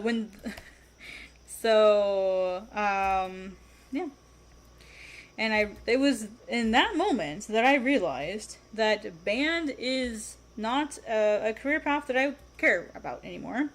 Because if it's going to be catty and full of drama and full of BS, I don't want any part of it. So I quit. And I never picked up my Piccolo ever again. Maybe that's petty, but I didn't want to deal with the drama. I didn't want to deal with it. I'm like, I'm not going to play this game. I will not be subjected to this. And I never picked up my Piccolo ever again. So that was my first career that I lost. And that was at 16, 17 that happened. And then so I thought, oh, I'll go into animal science. Oh, it's fine. I got so much life skill out of band. It is what it is. But, I mean, think about it. If that had never happened, I wouldn't be here. So, like, it doesn't really stress me out that bad. Am I still bitter about it? Oh, yes. You can probably hear it in my voice. You know, like, to me it felt like, at that time, all of the time I'd spent practicing and working hard were wasted. I mean, it wasn't wasted. I didn't know that at the time. But, you know, like, at the time it felt that way. So I went into rad tech to sort of get started, start learning some medical skill. And later I was going to decide if I, like, what type of animal science I wanted to go into. So I was kind of doing rad tech until I could decide what type of animal science I wanted to go into. And then I got tuberculosis. And I was told, incorrectly, but I was told that because it's on my record, I will never get hired at any animal care facility ever. So I might as well quit now and give up. And I did. I did. So for the second time in my life, I'm starting over. And I'm only 18 years old at this point. Absolutely devastated. Life is over. Life isn't worth living. Really, really, really dark time. And I'm only like 18 years old. So you know I'm extra dramatic, right? Extra dramatic. So I didn't know what to do. And I know everyone, like, people may roll their eyes when I say this, and then James Cameron's Avatar came out. And for those of you who were there when it came out, it was the shit. It was amazing. It was absolutely revolutionary at the time. So after I watched it, I went, animation, that looks fun. Let's do that. It'll be super easy. The computer does it all for you, right? How hard can it be? How hard can it possibly be? That's how much I knew about art. That's how much I knew about art at the time.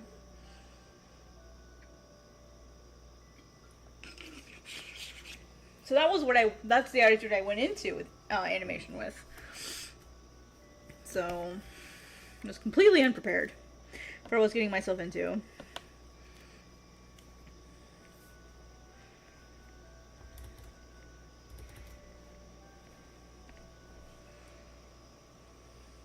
Right? Yeah. That's how aware I was. Not, in other words, not at all. Absolutely not at all.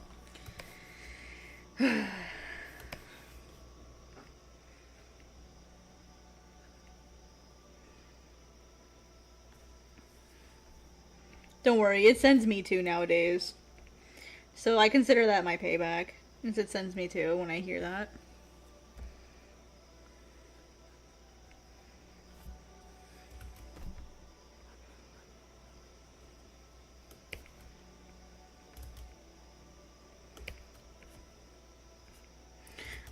But yeah, so that was how I started studying art in the first place.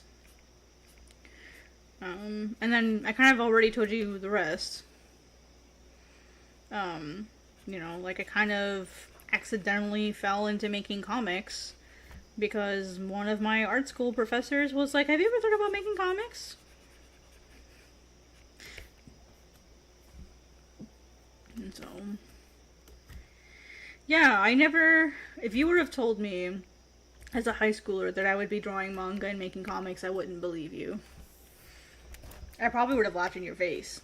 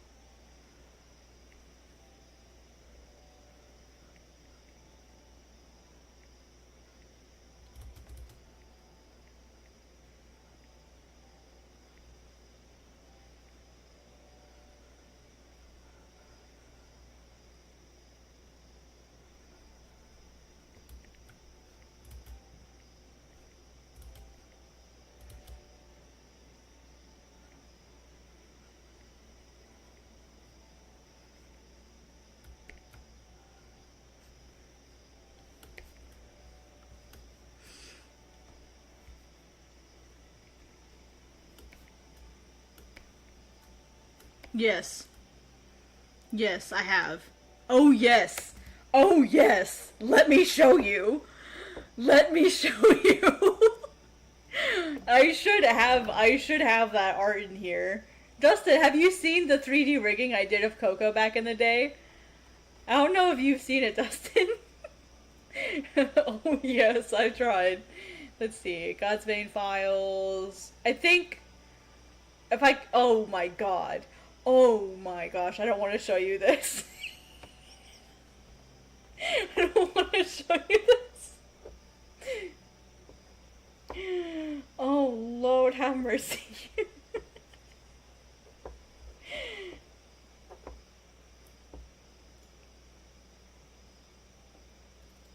Let's see. Can I run this in here?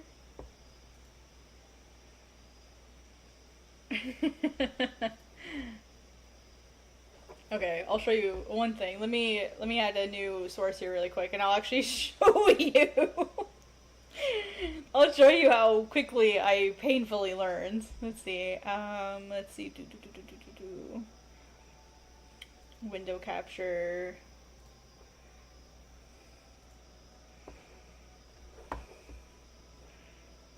Actually, I'm gonna move this down here. Sorry, guys. Sorry, it's gonna look wanky. There you go. Let me move this up here so I can see your guys' reactions. Look at this. Watch this.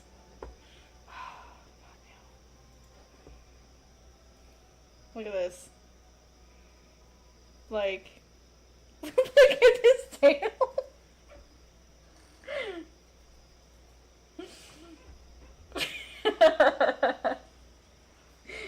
So, I never used Unreal Engine, but I tried to use Maya, and oh my gosh. Yeah, it moves. Let's see, what else can I find in here? Oh my gosh, here was the final render. Like...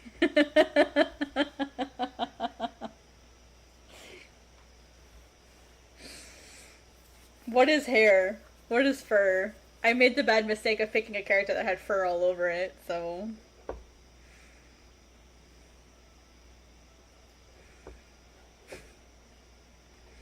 I have Coco too, I think. I should have one for Coco.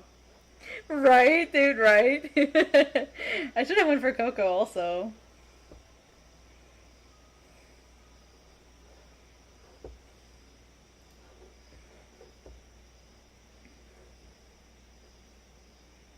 Hmm.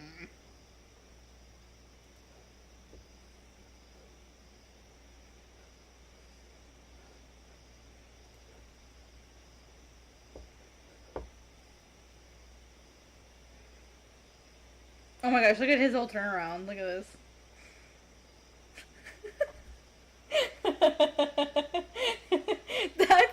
that character, that is Coco. That is sorry. That is this. That is this. look, look, look at the derp.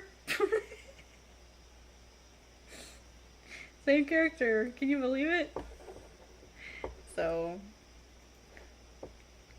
I could have sworn I had the 3D model of him in here.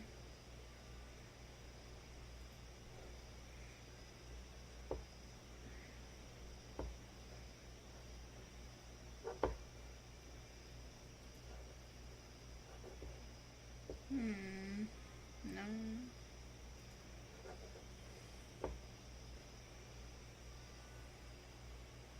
Oh, hey, look, this would be the one. This would be this is what Dustin has. Hey, look, Dustin, it's the page that you have. My original pencil work. Dustin actually has this.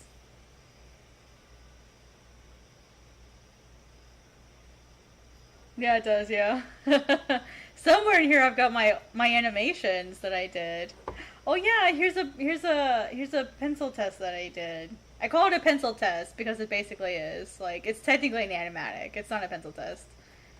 Oh, is it not gonna show it? Ah.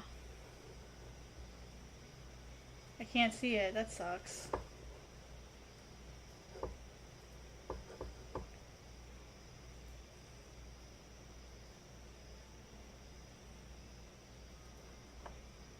Is it gonna let me? Please display. Oh, it's not gonna do it. That's sad. I wish I could show that to you.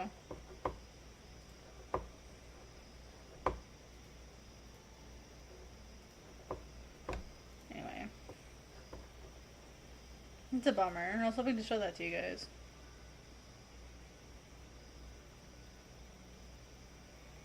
I was hoping I had the 3D in here, but I guess I don't have it in here.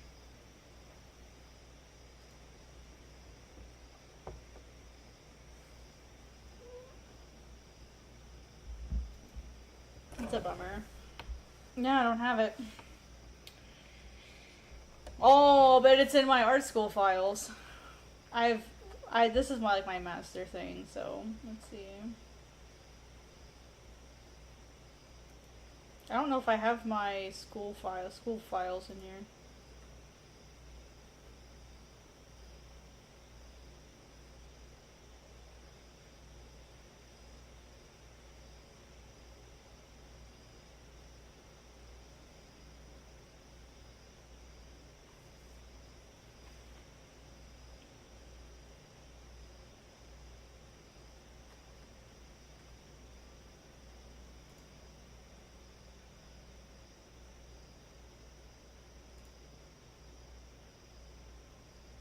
Oh wow. Yeah, old stuff.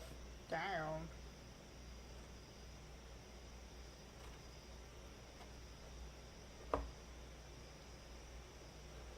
I'm really sad now that some of my other stuff won't work. Just random shit. Nothing special.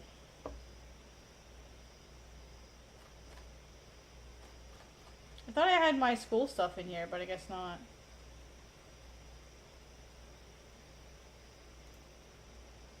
Oh, college. Yeah, here it is. Duh, I'm dumb.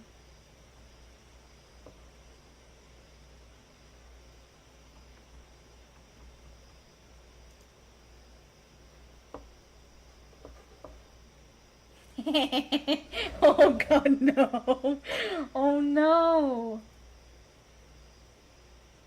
All my old, like... Okay, this is all my graphic design stuff. Oh, wow. Yikes. What?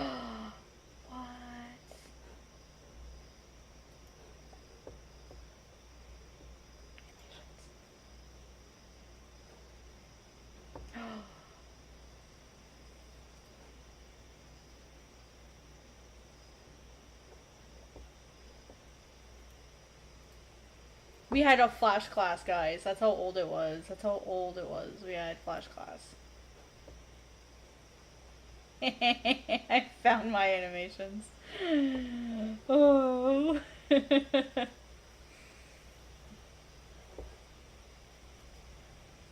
I think this is, yep. Head spin. You can see the images here. Head spin.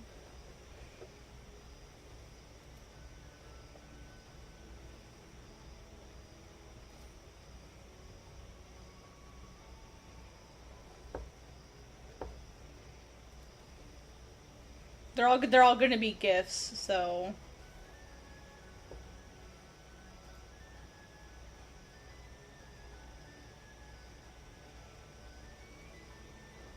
Flash website. A Flash website, you guys. We had to make a Flash website.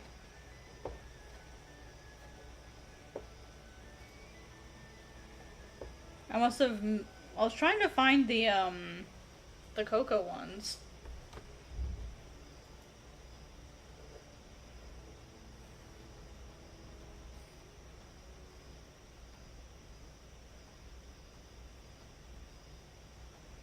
My double takes and stuff.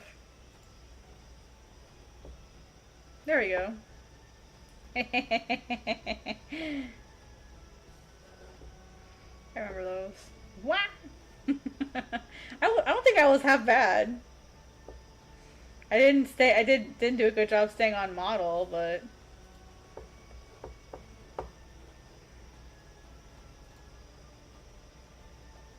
Let's see. Oh, that was awful. That was not very good. Oh, I didn't put that one on repeat.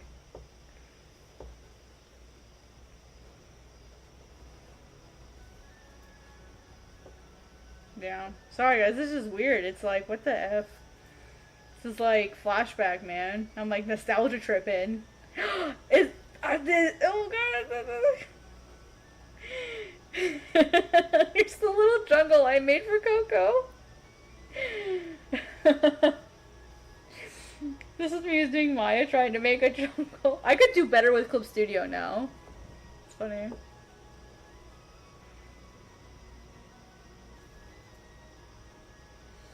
But Coco himself isn't in here. You can see me trying to do like a storyboard. Is this what I think it is? Yes! I remember this! I remember this.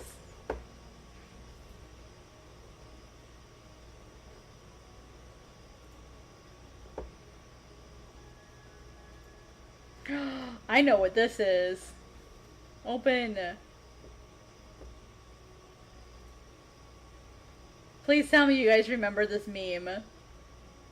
Oh, there he goes. Do you guys remember that? The like, da da da da da da da. Do you guys remember that dance? I tried to do Ock doing that, and it was really hard. Oh my gosh. I remember that.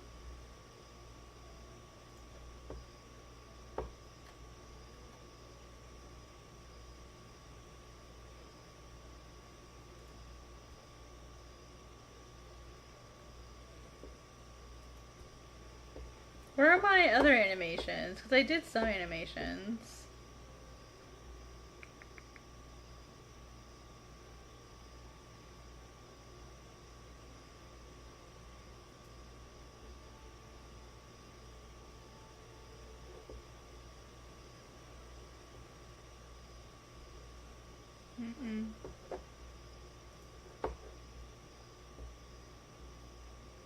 I guess I don't have them.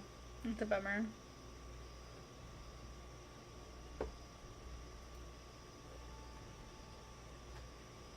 Yeah, let me go grab the Coco one and see if I can get it to load.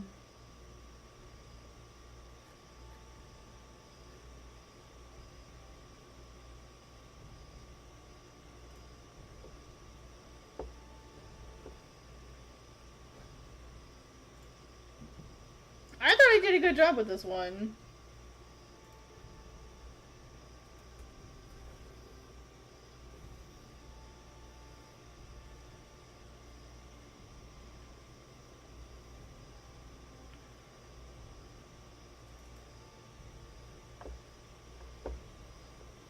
Okay, cool. And yeah, now it's loading.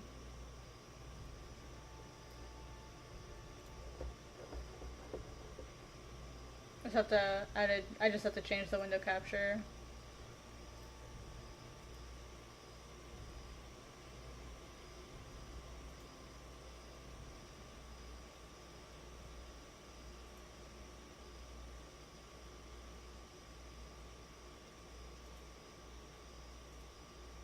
Oh, it's not gonna show it. Hold on it. Fine. I'll do a display capture.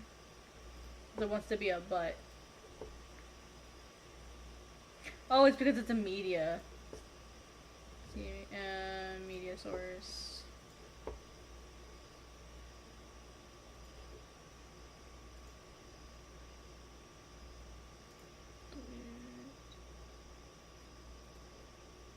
Oh, I just have to do this. I'll just do a display capture. That's like a good default.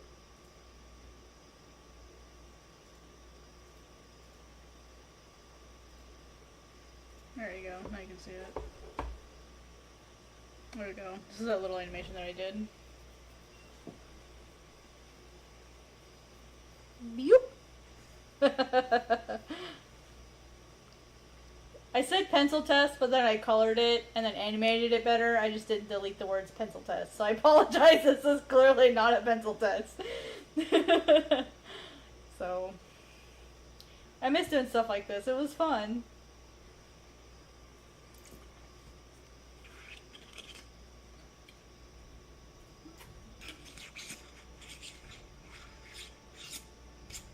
Just never got back into it. I want to animate again. I miss doing animations. It's just so much work. Oh, I'm sorry, Miso. I know you were down there. I'm so sorry, Miso. You okay? Sorry, baby. So, yeah, that's what I was working on. Yeah, this was 2017, I think. Like 6 years ago now. So...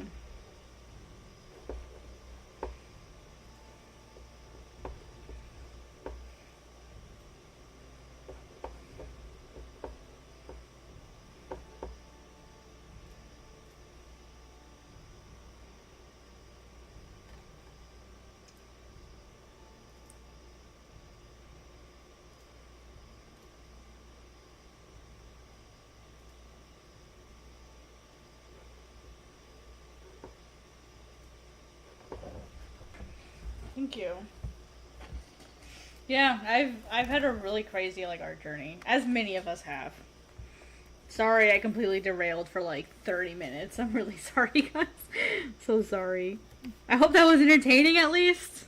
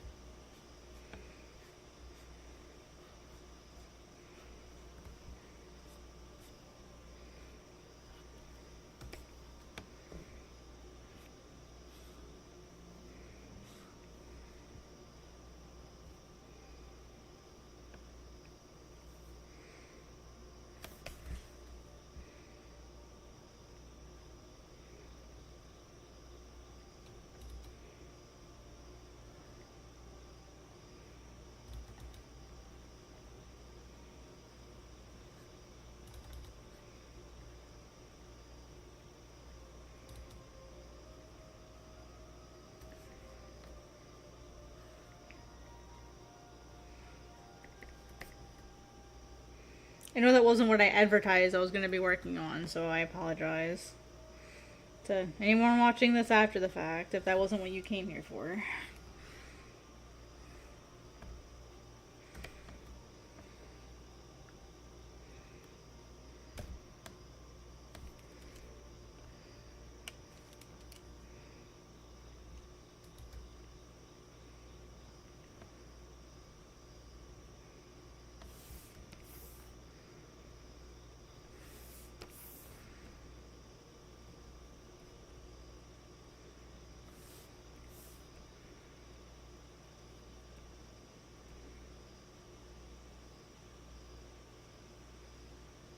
that's okay. It was fun. I got to do some nostalgia tripping. That was so much fun.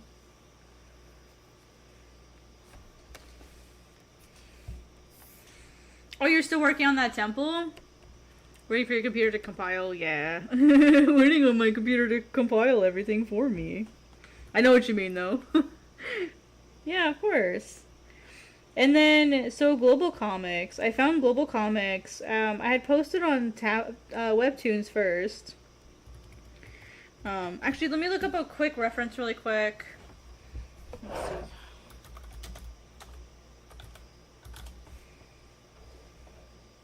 It is much lower. I don't know why I put it up so high. I thought so. I was wondering why it looked weird that it was up so high.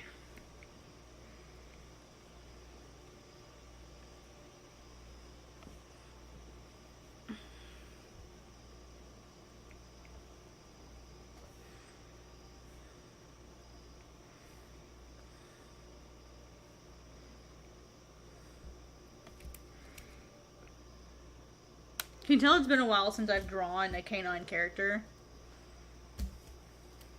Good, I'm glad. Especially, like, as someone who's kind of new to me, too. Like, I imagine that might have been interesting.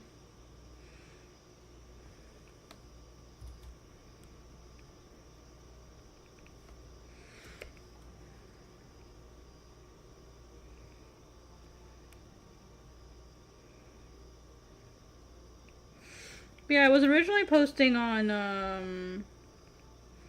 like, Webtoons and originally.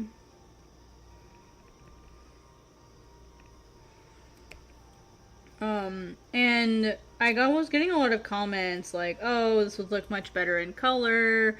Like, why aren't you updating very often? And at the time I was posting on Webtoons, I was working the gas station job I told you earlier about. So I didn't really have, like, a consistent schedule because I was literally on call literally 24/7. So, you know, I had to go in and work a lot when I didn't plan to. That was just the nature of my job at the time. So it was really hard to, like, get anything done because I was always having to go in and then suddenly not get anything done. Which was obviously stressful. So eventually, I got so fed up with, like, people on Webtoons treating me like they owned me that I just deleted everything.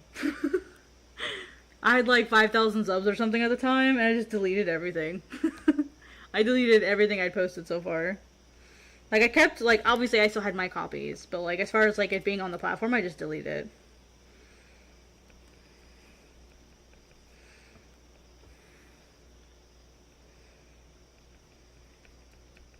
I was, like, tired of people treating me like that.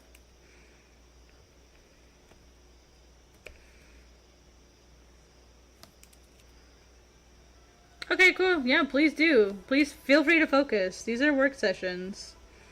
As far as I'm concerned. So you go right ahead and focus. Thank you for, like, having some fun with me. I appreciate it.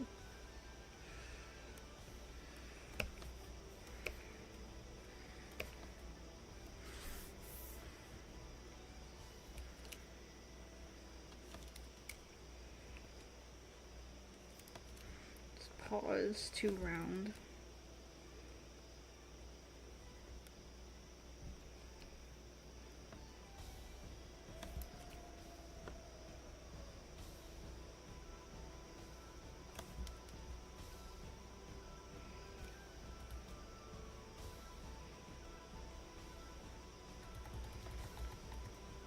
So anyway, after I deleted myself from Webtoons, I moved to Tapas, and yeah, I didn't have a good experience on Webtoons. Some people have. Some people have had a good experience with them, you know, and I don't want to, like, shortchange their good experience. I personally didn't have a good experience, but I know everyone's a little different. So I didn't have a very good experience, and I moved to Tapas, and Tapas was worse. Just the same stuff. Just the same stuff. You know, like, why isn't it in color? Like, I had people calling me lazy. because I wasn't putting it in color, which obviously was not fun to deal with.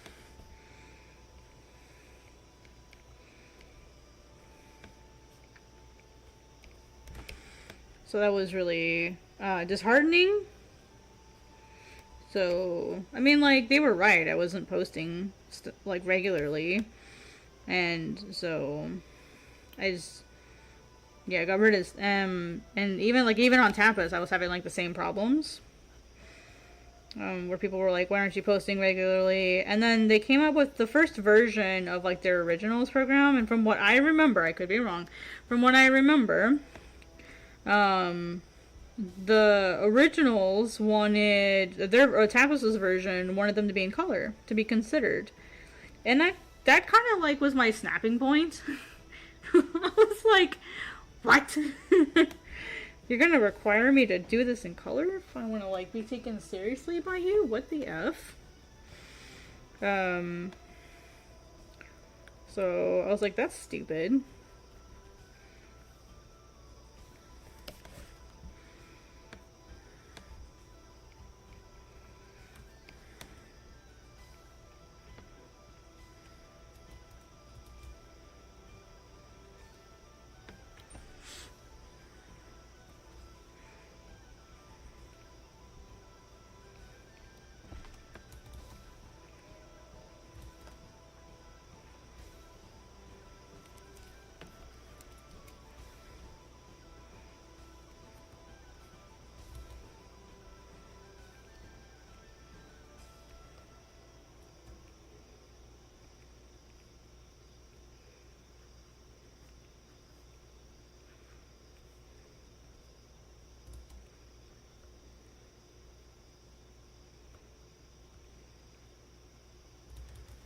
So I was like, yep, screw this. And then when I was in the Tapas forums, I found a post from Chris advertising Global Comics.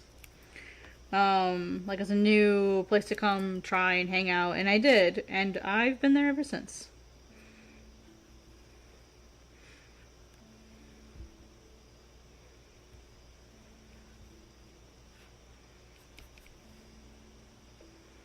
I know this anatomy is janky, but who cares? I don't care at this point. I definitely don't.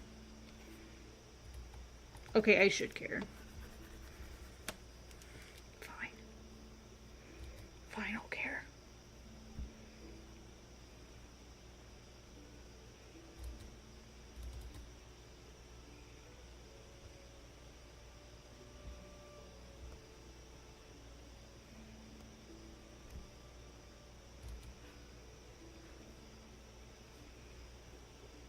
That's like the most you're gonna get out of me right now.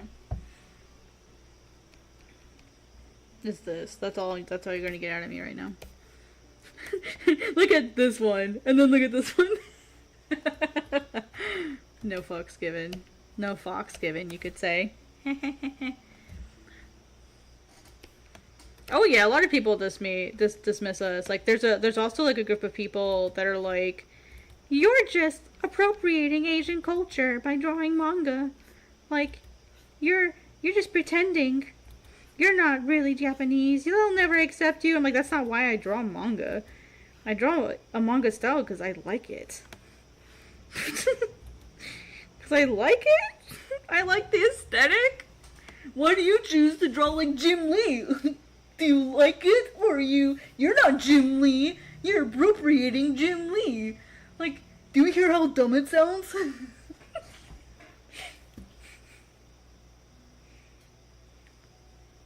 Yeah, people are dumb.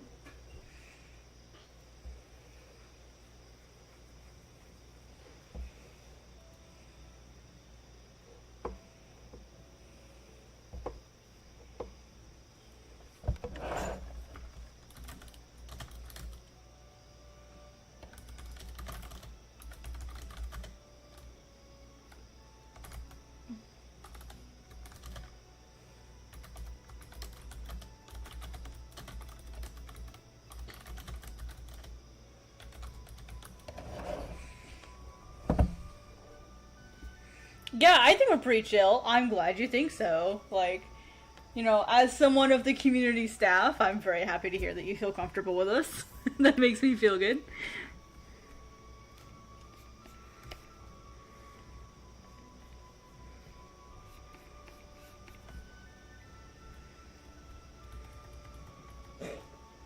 Are you okay, Miso? You okay, baby?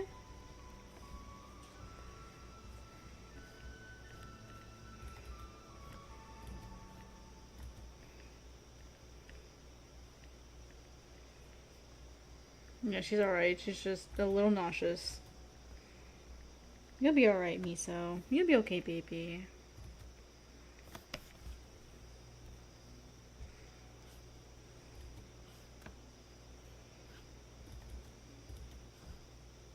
That's a good idea. Drink some water. It's a good idea.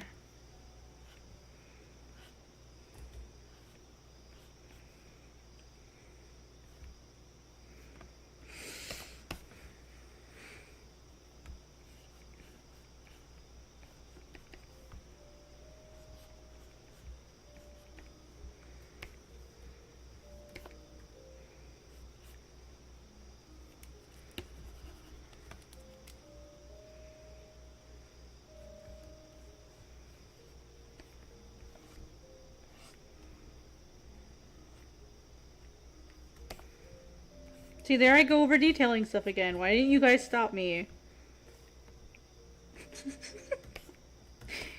I can't help it.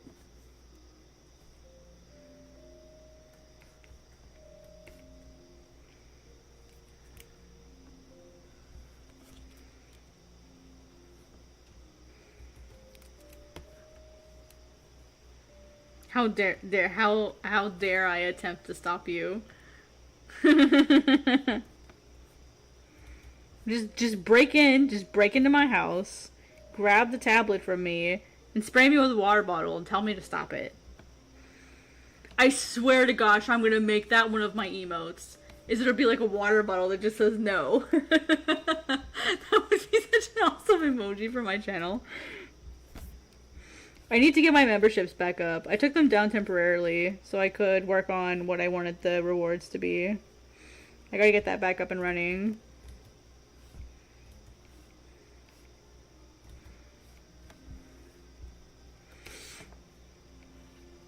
I'm gonna make that emote just for you, Dustin.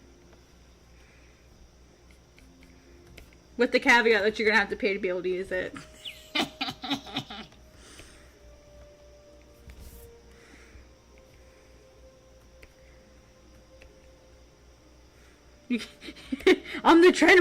Thank you! I'm the train wreck you can't look away from. I love it. I'll take that as a compliment.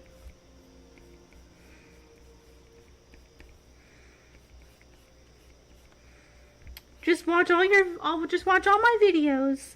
And if you haven't, please like and subscribe so that you don't miss any future content. It also helps me grow my channel. Thank you, and have a wonderful day. I'm getting really tired, you guys. Can you tell? Don't make me break out the customer service voice. I will break out the customer service voice. Hello, my name is Kat from Global Comics, and I'm about ready to fuck some shit up. How may I assist you today? Oh, I hit the wrong button.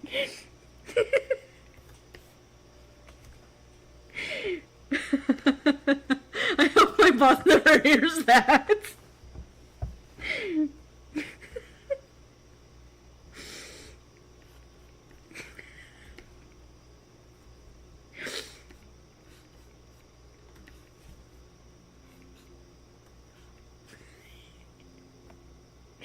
I'm not giving you any more ideas, Dustin.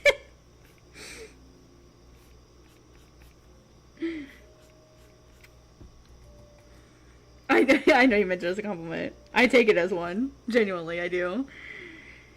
Because, like, I made the channel forever ago, but I couldn't keep doing it with, like, all the stuff I had going on. So, like, I genuinely do take it as a compliment, so you don't need to worry about that, I promise.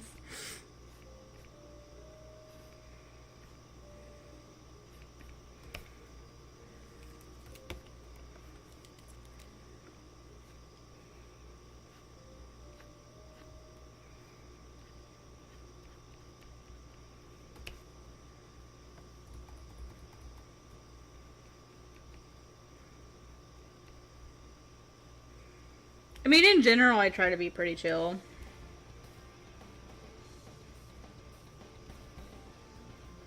I mean, you have to be. Working in community, you have to be chill. Because there's always going to be people who try to, like, test you.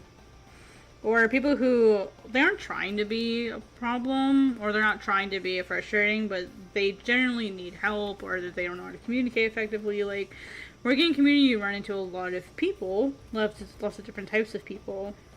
And because I didn't get, like, a lot of, you know, like, as I was telling you guys, I didn't get a lot of support when I was doing my, like, starting my art journey.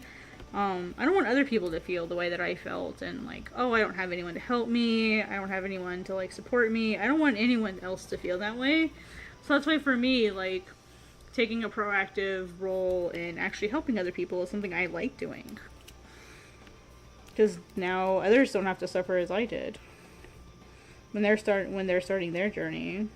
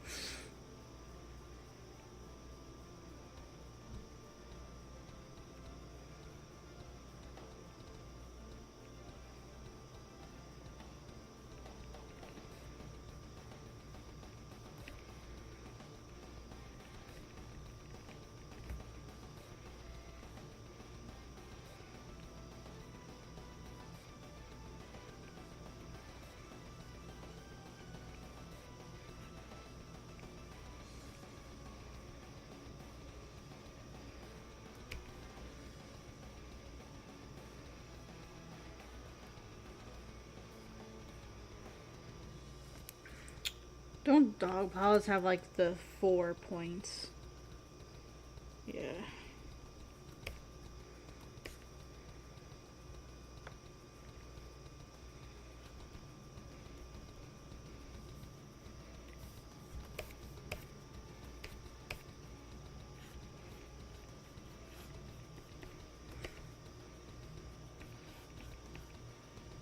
Sorry, I'm kind of falling into focus mode now.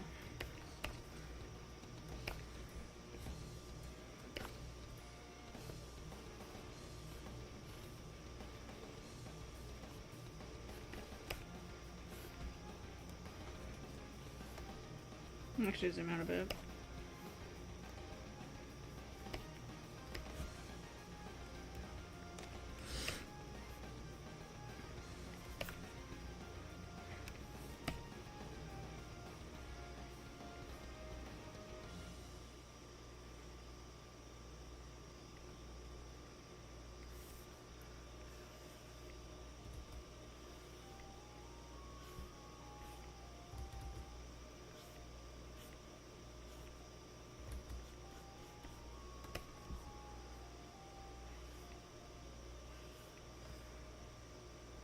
I should do a traditional art stream someday where I'm just using my brush.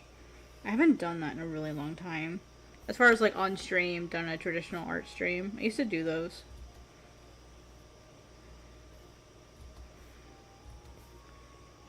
I have one traditional art commission I need to finish, so maybe I could do that.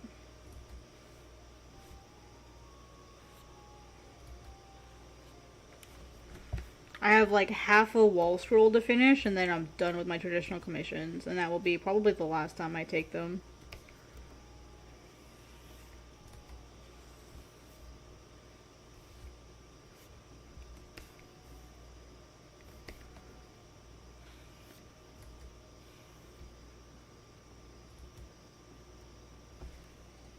Actually, I used to volunteer at a wolf sanctuary. So I really love dogs and wolves. I grew up with dogs.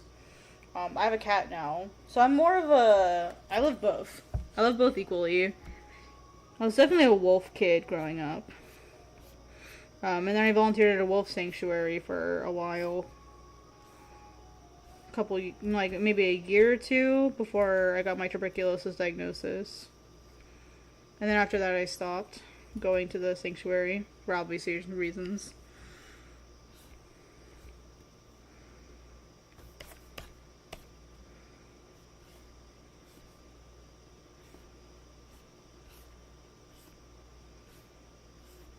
I do have a cat character in my manga though. Actually, I have a couple cats. I have a couple cat characters. I'll show you in a second.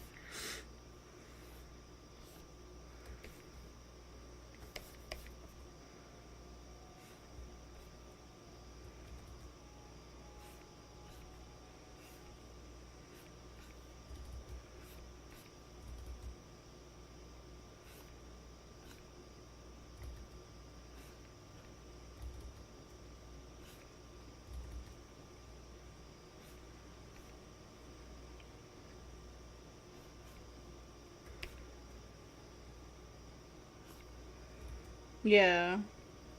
Launching at the Wolf Sanctuary was probably one of my favorite parts of my life. It was really cool. Like, you don't realize how big wolves are until, like, you have one right in front of you. Like, their paws are bigger than your hands. They're massive creatures.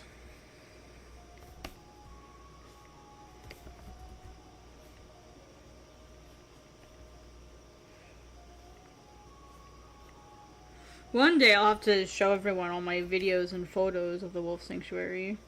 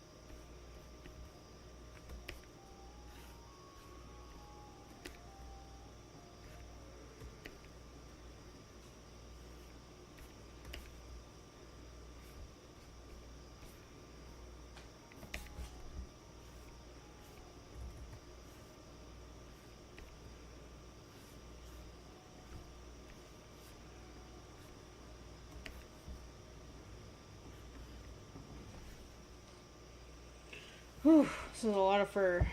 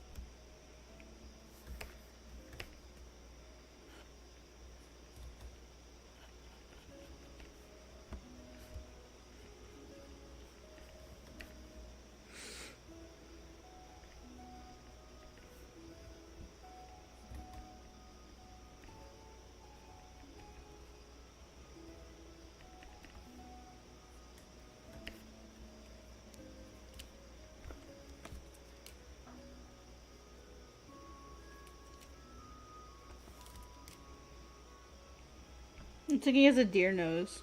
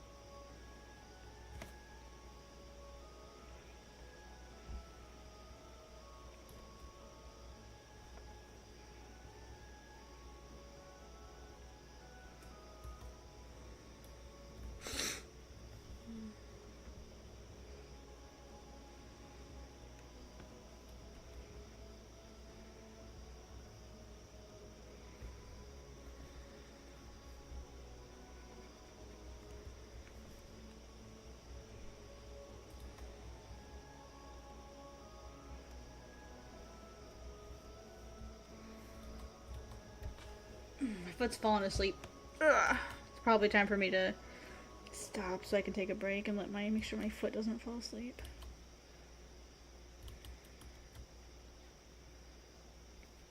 It's probably my body telling me it's time to stop.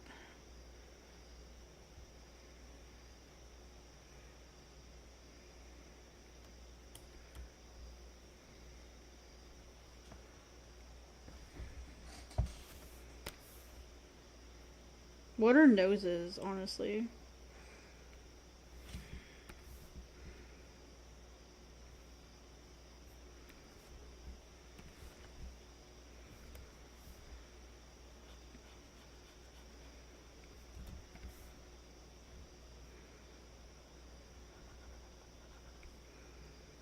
Does that look like a dog nose?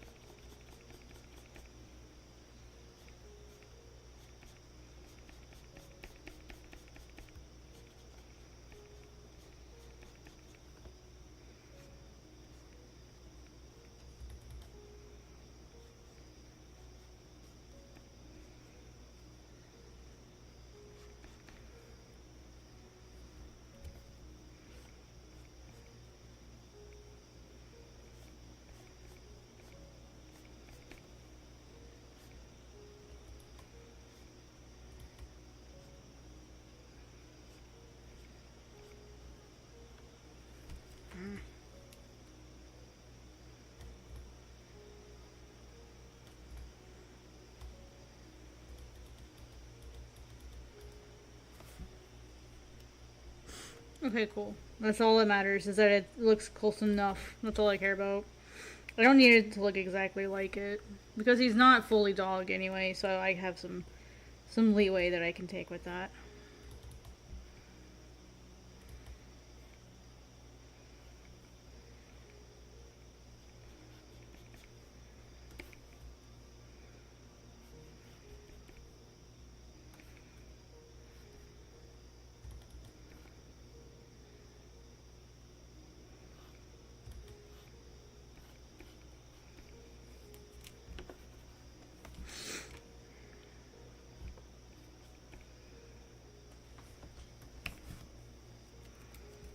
I think that was fine left open. Let the imagination fill it in.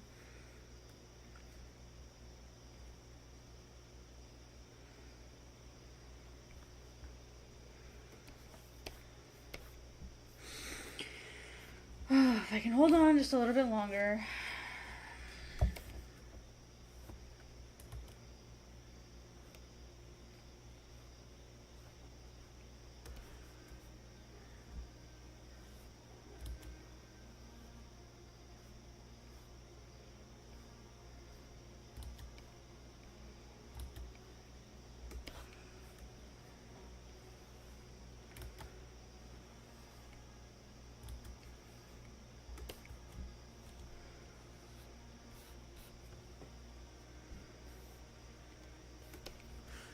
Yep, sure am. That's why I'm spinning it, so that it moves with the natural flow of my hand.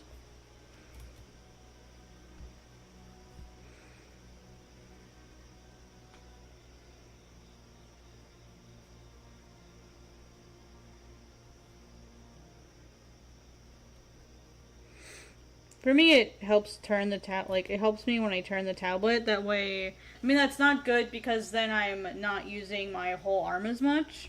It's technically a bad habit I need to get. Like, I can turn it so that it moves the natural flow of my hand, but when I do that, I tend to not use my whole arm as much.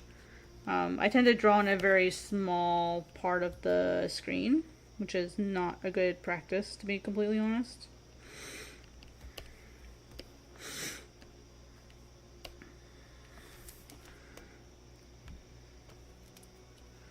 But yeah, I use a drawing tablet. I use a display tablet, so...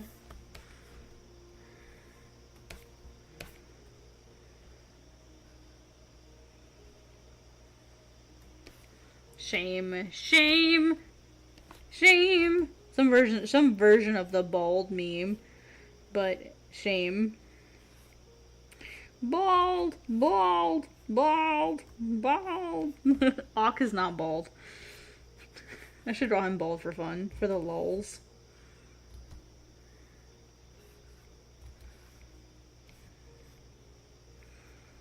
He is so freaking fluffy, and what I love about him is I don't have to draw him the same every single time.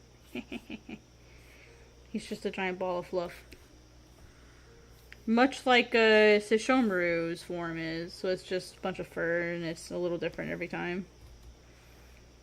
With like some basic consistency.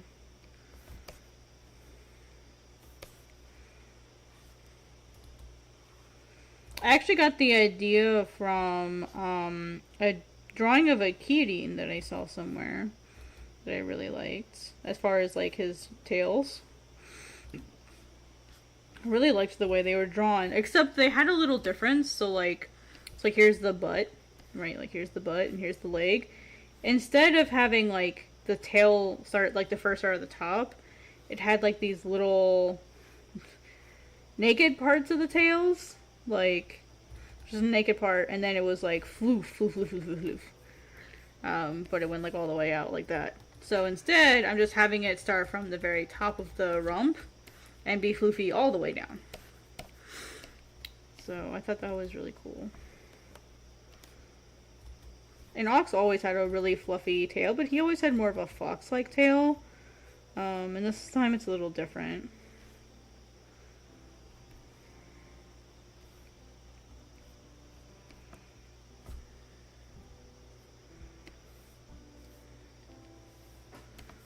Alright, he should be done.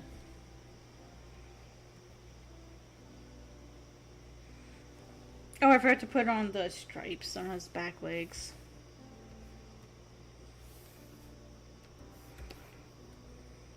That'd be easy.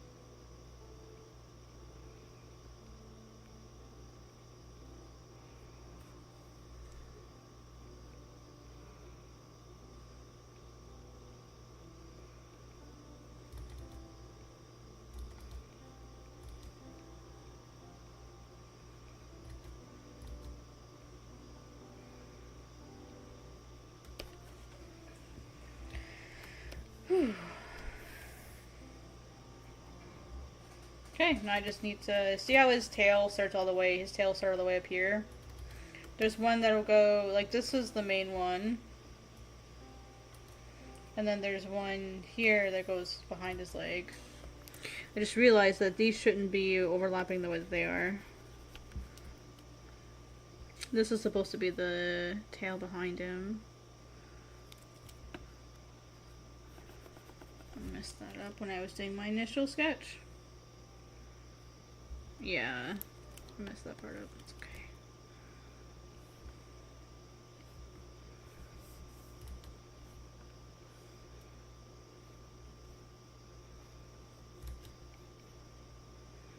Easy fix.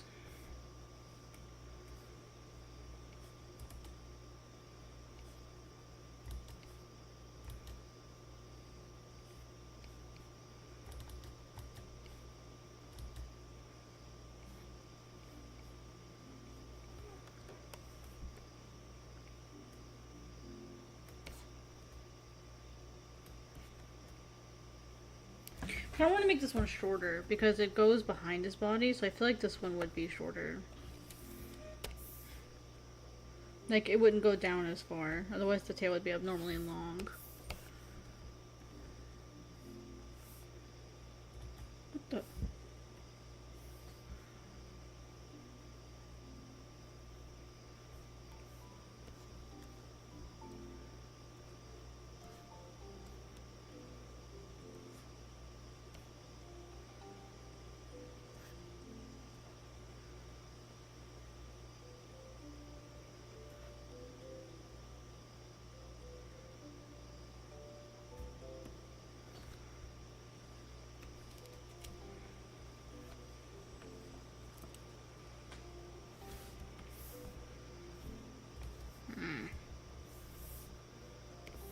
Let's see if we can stitch this together. Easy peasy.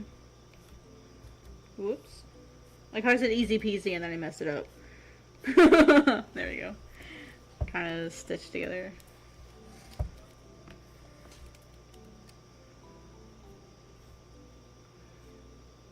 Famous last words. This will be easy. Famous last words.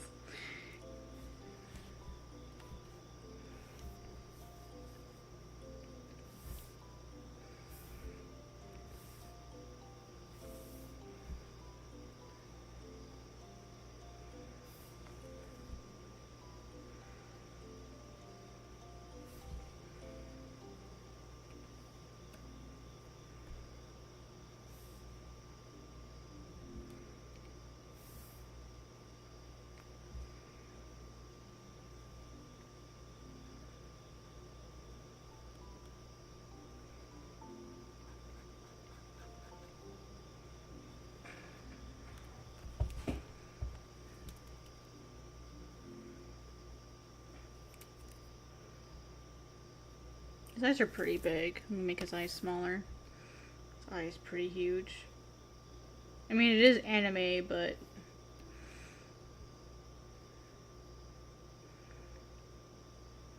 I also like broadened his nose a bit.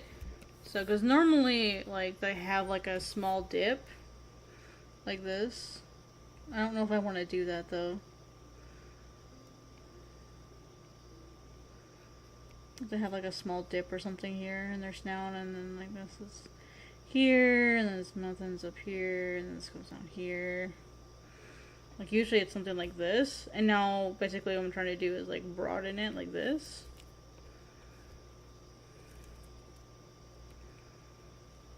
I don't know how I like it though.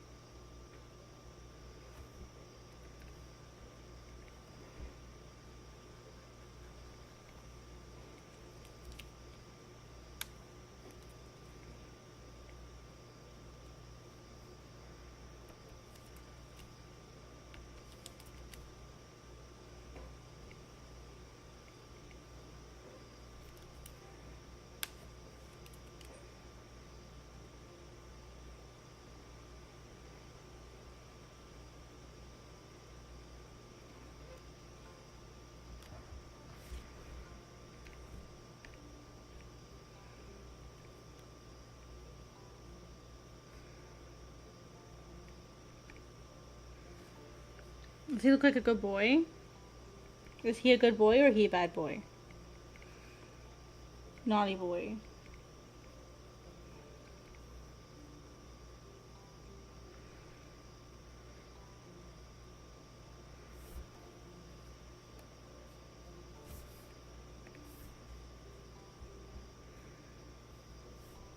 Naughty but misunderstood.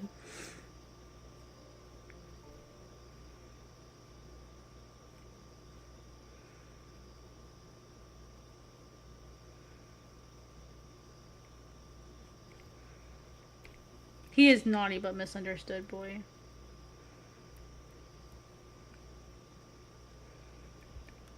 He's a thief is what he is.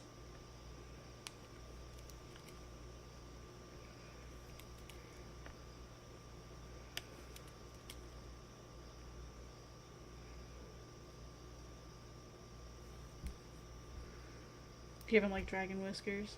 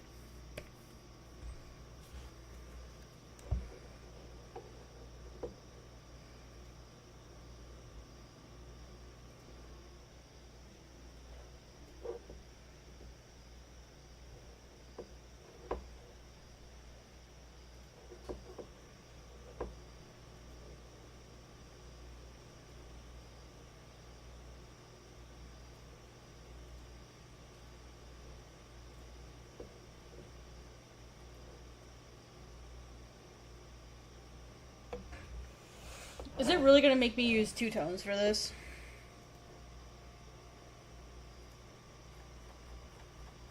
Yep. Damn it.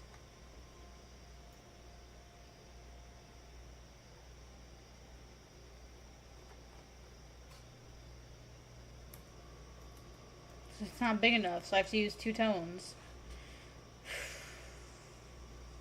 Frustration.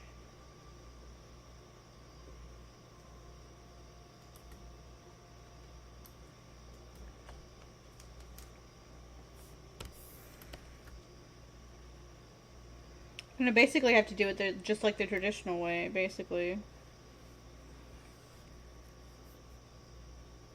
I don't know why I did that. So there's one.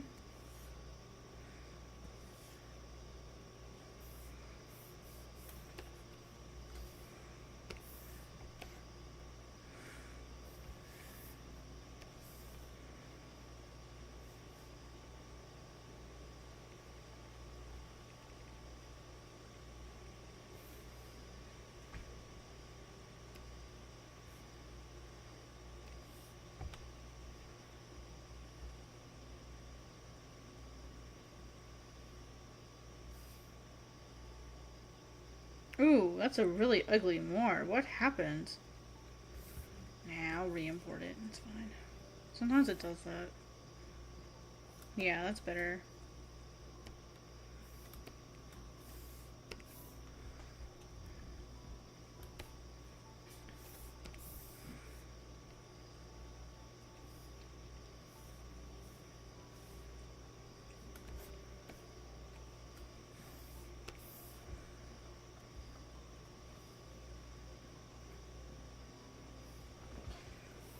I want as few tones as possible.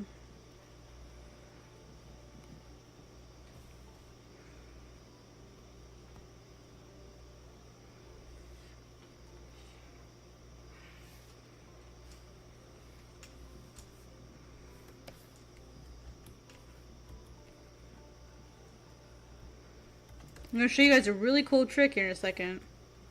Just gotta select everything. Did you see, Dustin? All my line art's on one layer. Did you see? You proud of me, Dustin?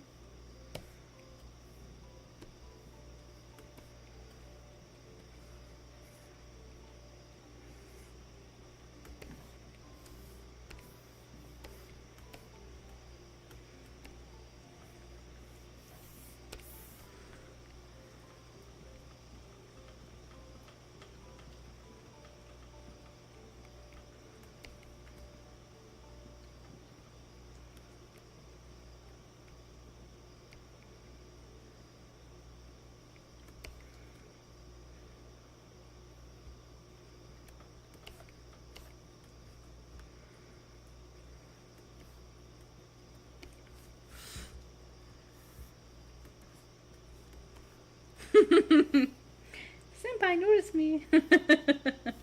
Alright, cool. I'm going to show you this tool That's called Erase Along Edge.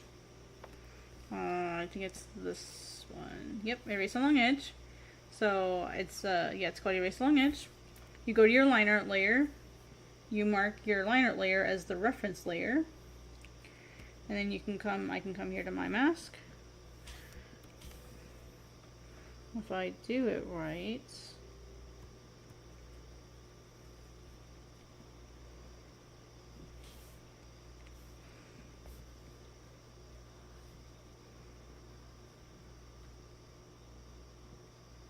Make it a little bit bigger so it's a little more obvious what it's doing. See how it's not like it's not a perfect tool, so like sometimes you have to make it a little smaller so that it'll. Tried like 4 times to make my brush smaller, so you can see it's not perfect.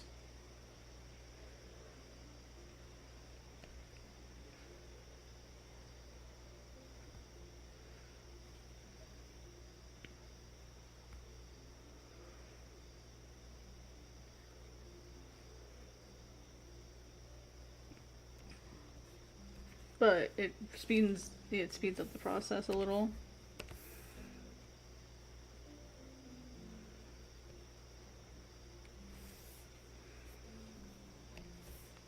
Yeah, it'll get you mostly there. And then what's really cool is like once you trace the outline, you just go into the selection tool and just like bang, it's done. Super fast. So basically what I'm doing is I'm creating a path for my lasso tool.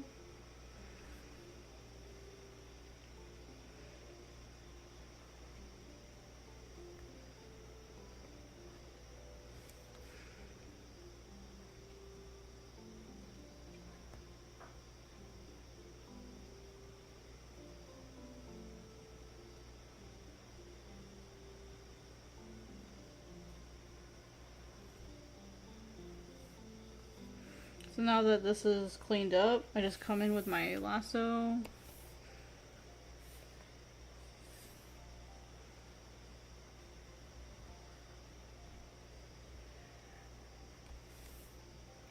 Done. And then I can just go in manually and like add in a few spots where it messed up.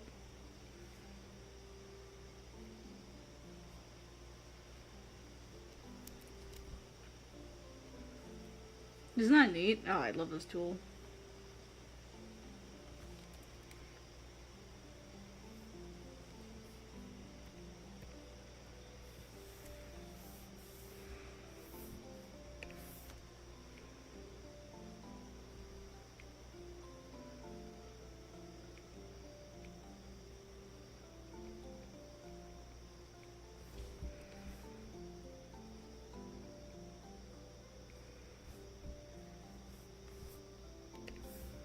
Yeah, it's a great tool.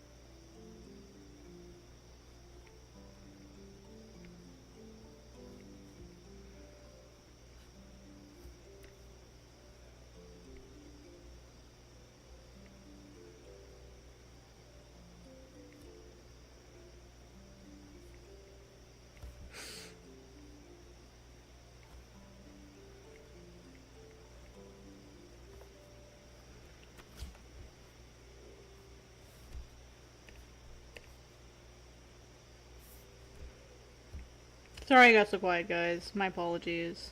I'm trying to be a good host, but I'm also trying to focus too, so I apologize.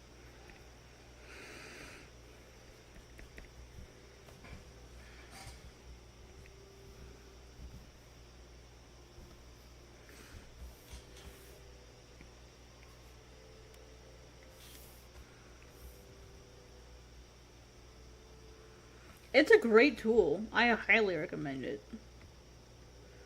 It might take a little finagling with the settings to find the setting that like works perfectly for you.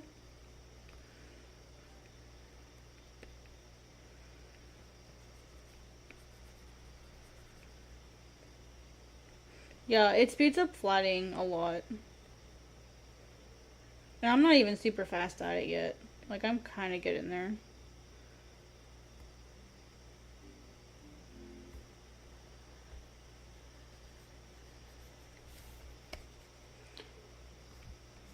That's why I tell comic artists, like, especially colorists, they need to switch over to Clip Studio for things like this. And they're like, but I know Photoshop better. Okay, well, keep doing your slow-ass Photoshop then.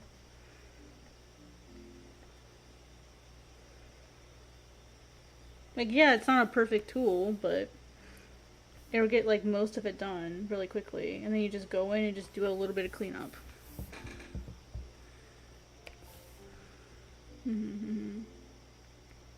Oh, and when I was talking about slow-ass Photoshop, I wasn't meaning you. I was meaning, like, universal you. Not you specifically. I should clarify. Whoa. Actually, I did want to clean this up a little bit. Manually. Boop. Boop. Toe beans. Toe beans.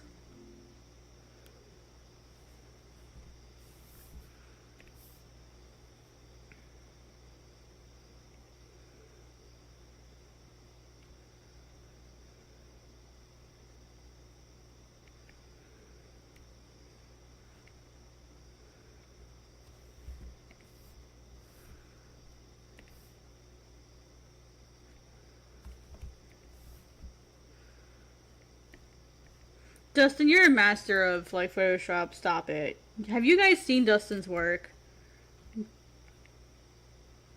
It's gorgeous.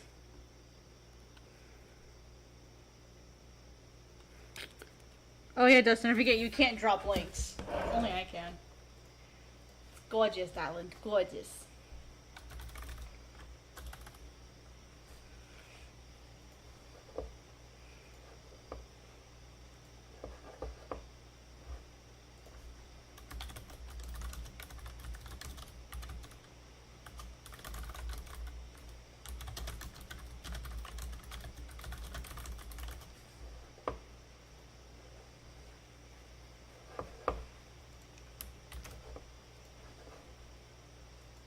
Oh yes.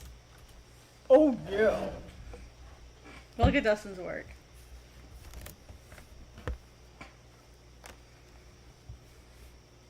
I know you don't use Instagram that much, so if you have something you want me to send people to, make sure you tell me. You can't stop me, Dustin. I've already shared it. It's already in the ether. It's too late. I've unleashed it upon the world. That sounds really ominous.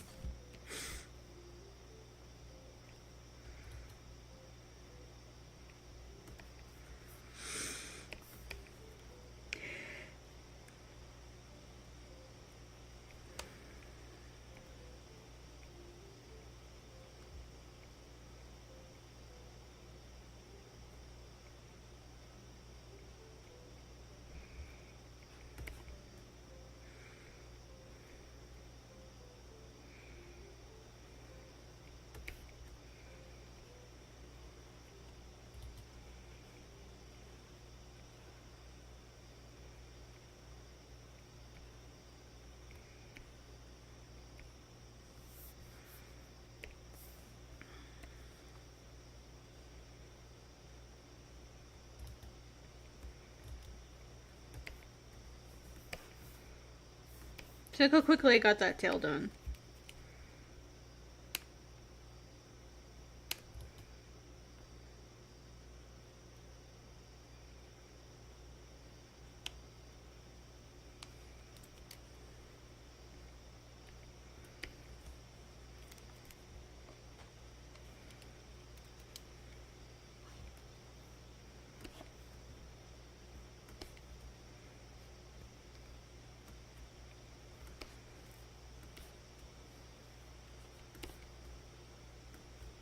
Alright, some of that I'm leaving because that'll be filled with black. So I gotta leave some of that for later. Nice, nice. Woo! I finished that commission a while back. I wait for it to be printed and then him to frame it. Nice. Oh, I can't wait to see it.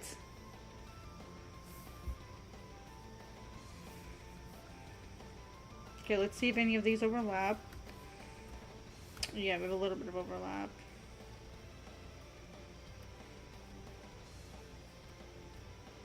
Oh yeah, that shouldn't overlap.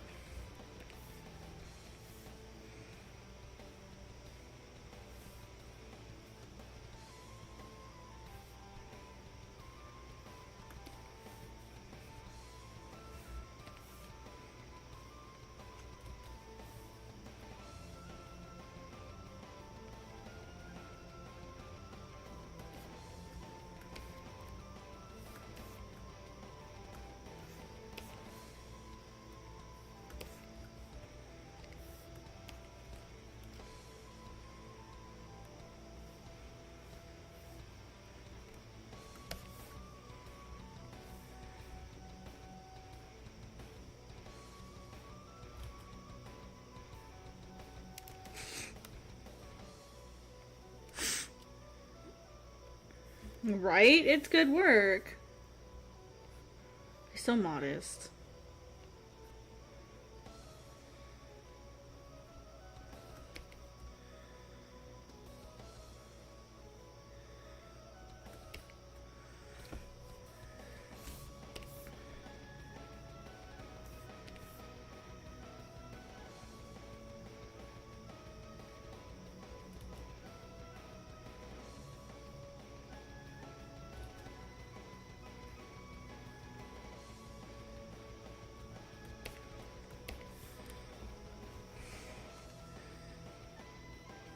See, it was done for a new restaurant, but within a few weeks of opening, someone made an offer he couldn't refuse to buy it, so he took the painting down and put it in his house instead.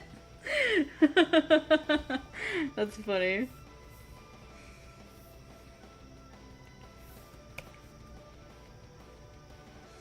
An offer he couldn't refuse and he still refused. That's hilarious.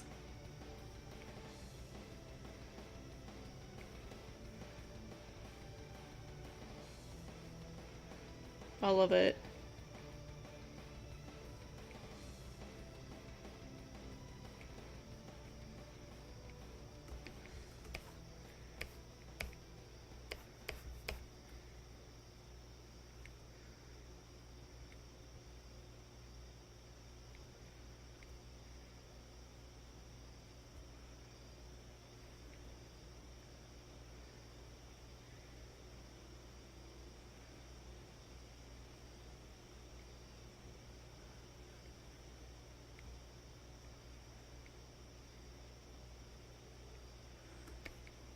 Oh, to buy the restaurant.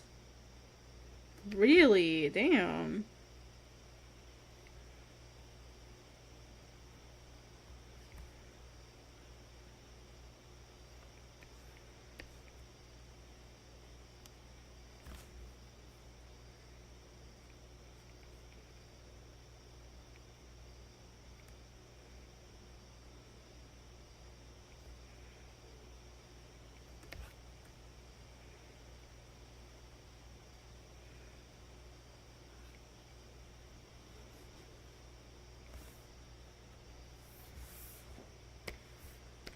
Hey, if the offer's right, take it.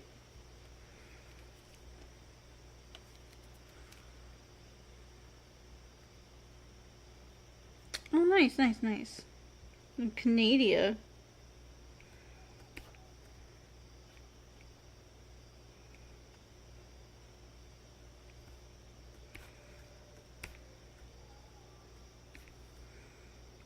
Fluffy boy.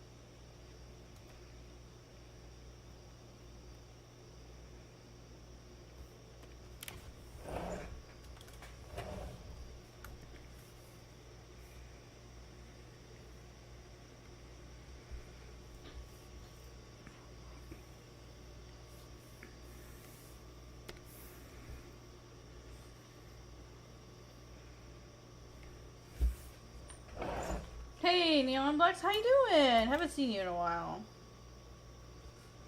How you doing?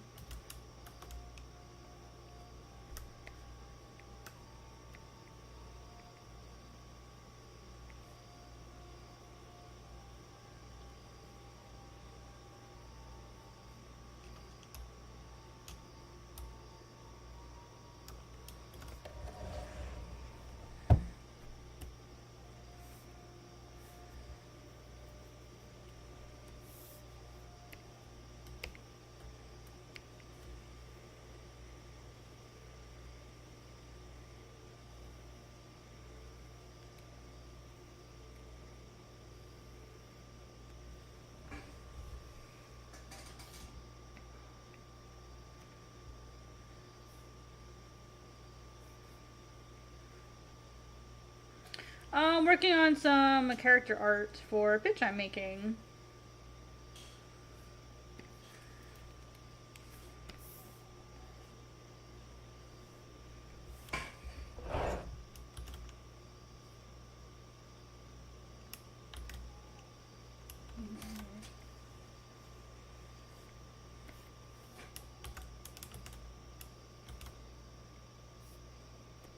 So sketch layers, I want to keep that. Thank you.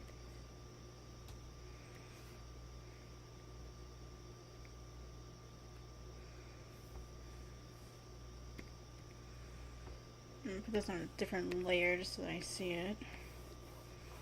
So all of this will be text. This will be my only text. I don't want a ton of text. Thanks. I'm not quite done with this yet. I still need to add in the blacks. We'll get there.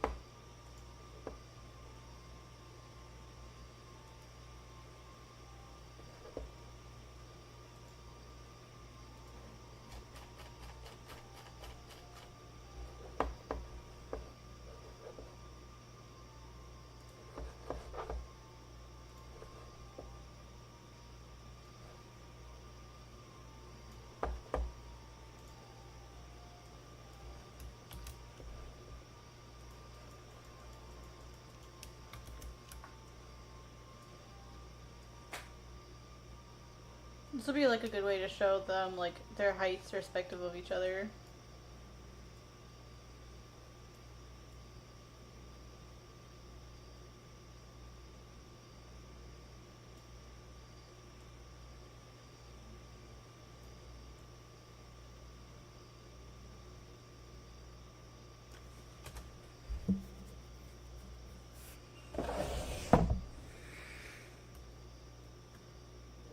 I dare say Coco is smaller now.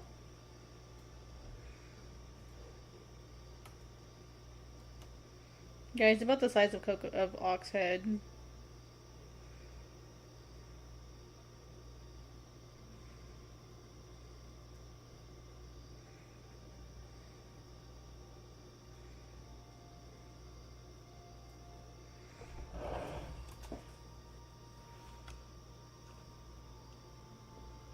Actually, it would be really funny if I did this instead.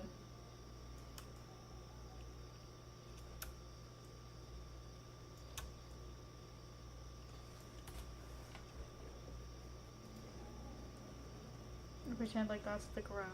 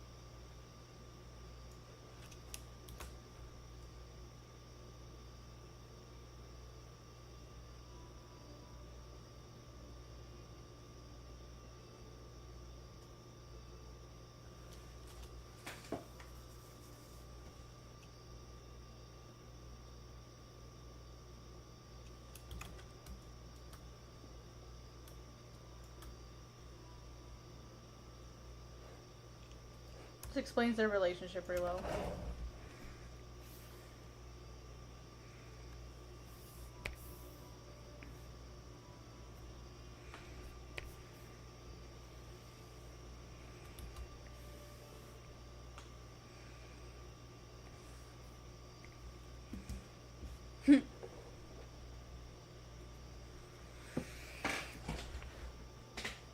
Benny Hill theme. Yeah.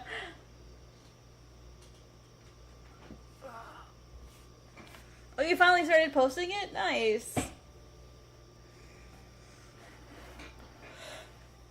It's alright. It doesn't have to be like. Sometimes it's better to start with the small ones anyway. So that's not necessarily a bad thing.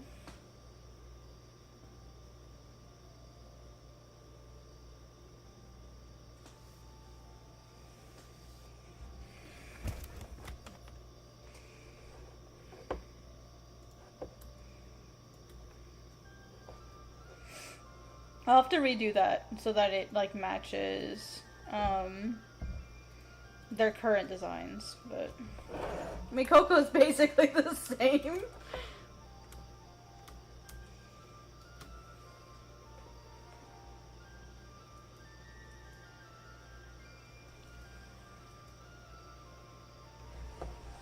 Alright, what folder is this? Okay, good.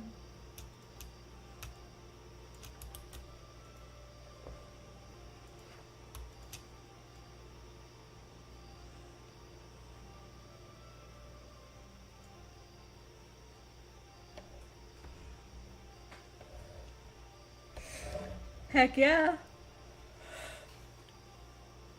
Just do it in your own time. You'll get there. I'm having to take a break from Godsbane to be able to work on this, so I feel that.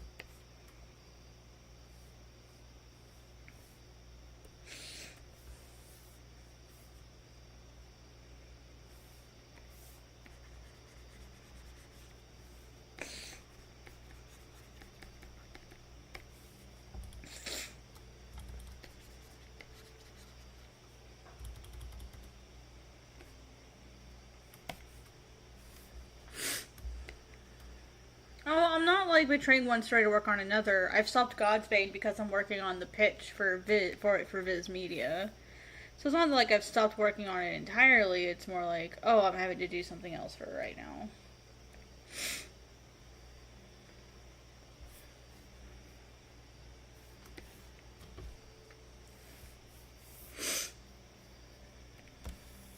Mm-hmm.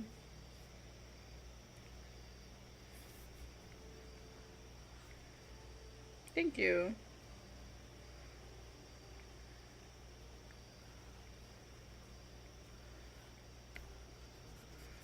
Yeah, it's kind of nerve-wracking, to be honest. It's a little stressful, not gonna lie.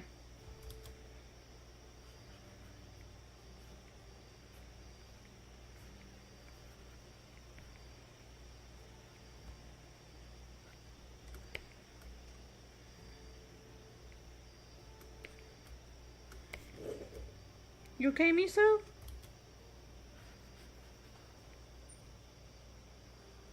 Okay, babes?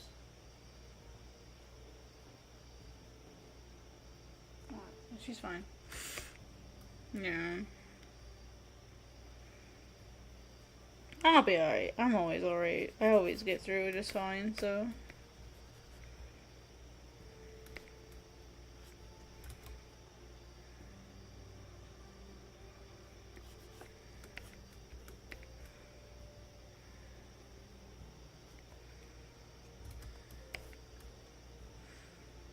Yeah, miso.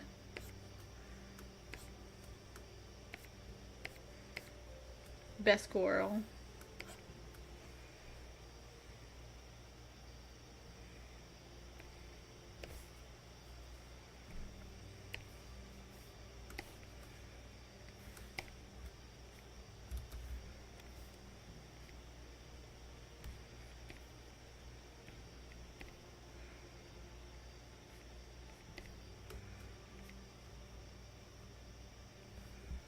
Well, that doesn't belong there.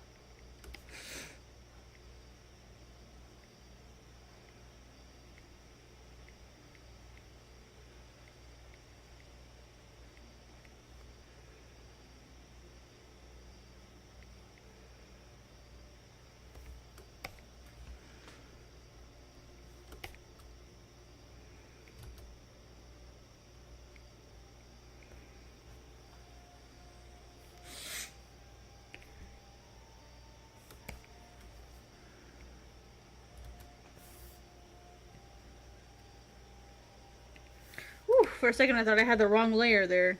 I was about ready to start crying again.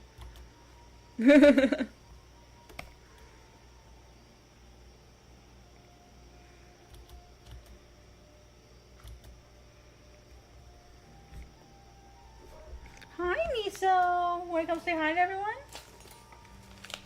Miso, come here. Hi. Come say hi to everybody. No. Nana. How you doing? Yeah. How's my Miso? Yeah. How's my pretty girl? Yeah, are you sleepy? Are you eepy? No, precious girl. She's a good girl. Miso. I need to have like a picture like in my sources that I can bring up when Miso's here. My baby girl. Aw, you tired? It's been a long day for you. Been to the vet and everything. Baby girl. Been a long day for you. Yeah.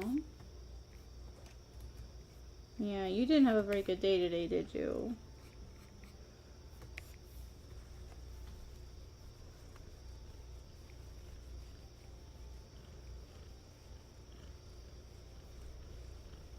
Yeah. No, it's okay, Miso. You're okay. Yeah. It's okay. I wish you guys could hear her purring. Yeah. Don't worry, Miso. I'm almost done. She's waiting to go to bed. It's like it's 1 a.m. It's time for bed. She knows what time it is. Yeah, is it my bedtime? According to my master schedule, it is my bedtime. She knows what time it is. That's so crazy. She came over here at 1 a.m. She knows. Alright, let me get to a place I can stop. Then I'll stop for the night. I'm not quite ready to stop yet. Miso. What is it, Babs? What is it? Yeah. Yeah, she is. She's a really good clock. She's a really good clock. She knows what time it is. She's really good at that. Like scarily good at that.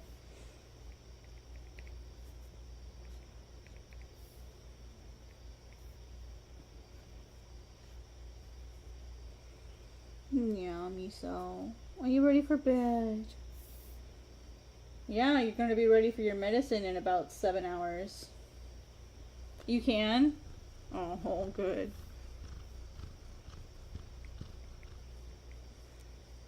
Your fans love you, Miso. Yeah.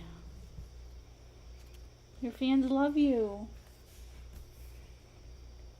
I wish you guys could see the arrangement that we have. So I'm going to do my best to draw it. We have a special arrangement at night when I'm drawing, and she curls up with me. Okay, I'm going to draw you guys a thing. Alright, so here's what we do. So here's the tablet. So here's the tablet. It's my drawing tablet.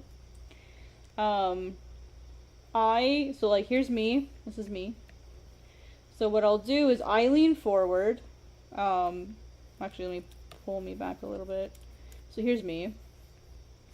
Here's my shoulders. I will put my arm down here like this.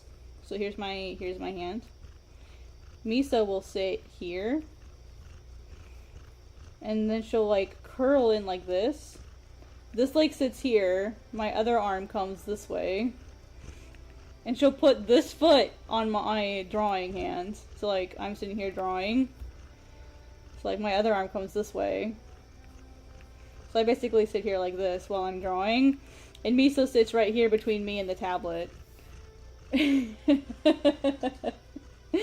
And this is what we do at night. And then like her tail will like lay over me like this. And this is what we do every night. Until I'm ready to stop drawing.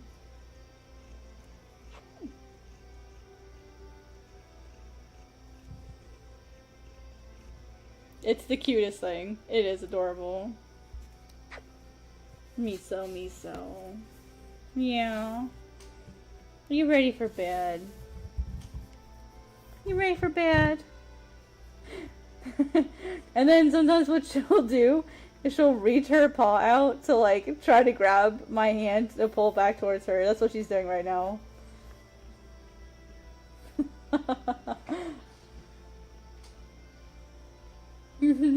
It's really cute, yeah. I wish I could take a photo of it, but it's hard because my arms are stuck. One of these times I'll stream it. Like I'll set up the camera so that you guys will be able to see what she does. It's really cute. It's just the cutest thing I've ever seen. And I want to like I want to be like, I want to tag Wacom and be like, "Hey, look at me." Like or just be like, "Look, Miso likes drawing on your tablets too." She's just the cutest. Sorry, we're cuddling right now. Like, we're literally sitting like that right now, so... Sorry, guys. But that's what she's doing right now, if I could show you.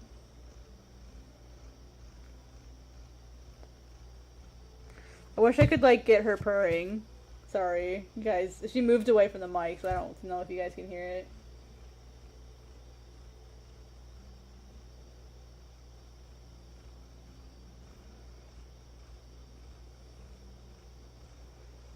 She's probably gonna fall asleep here in a minute. It's really cute. I'm gonna do my best to keep drawing.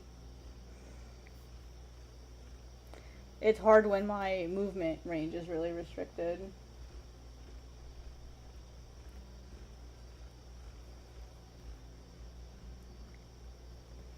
Yeah.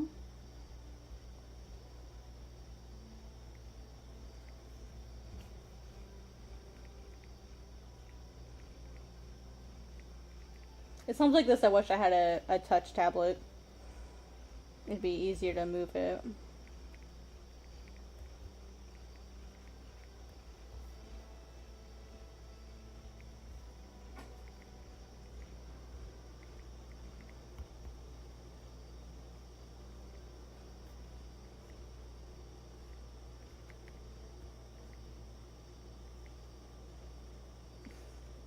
Oh, you can hear her purring? Okay, cool. I'll be quiet then.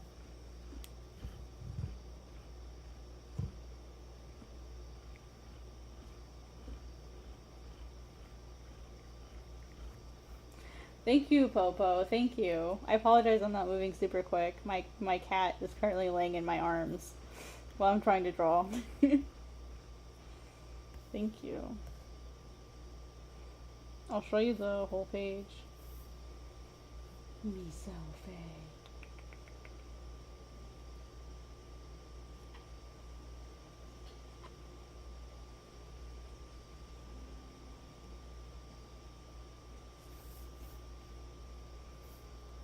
I'll show you the tiger I was working on too.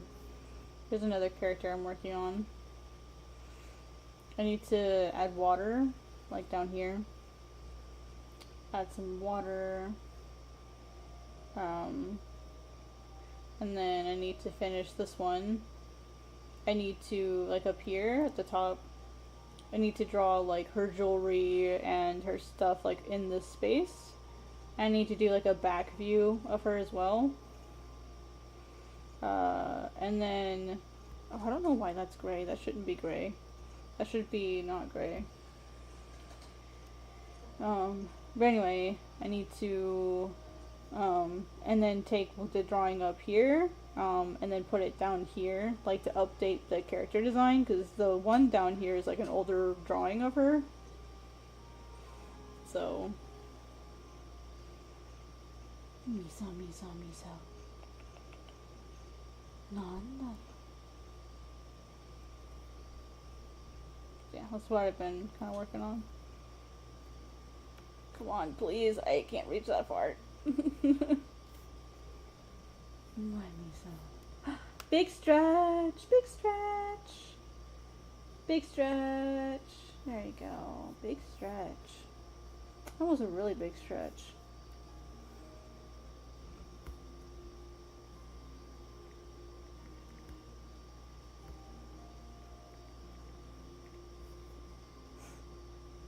This cat is such a ham.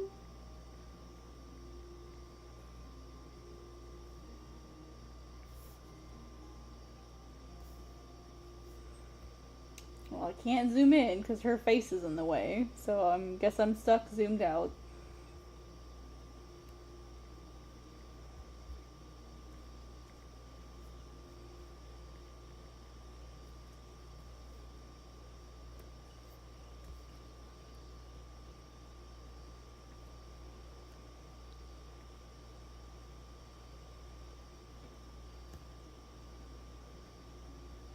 This was supposed to be filled with black.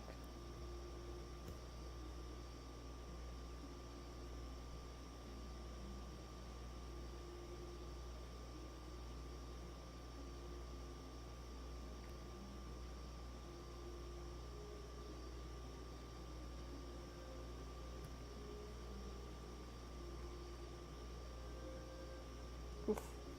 Arm's gonna start falling asleep, I can feel it.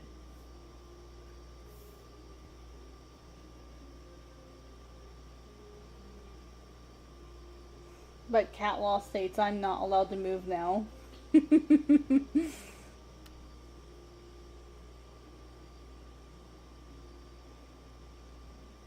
Help me, Dustin. Save me. Save me.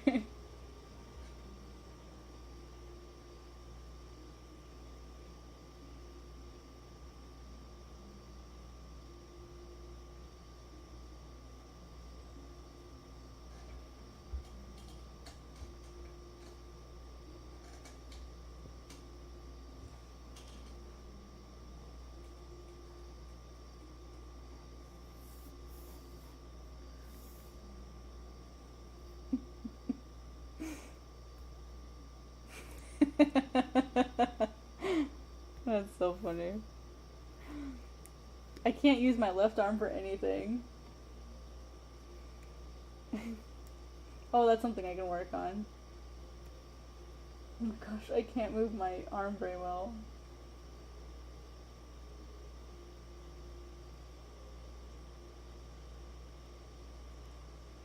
Oh my god, this sucks.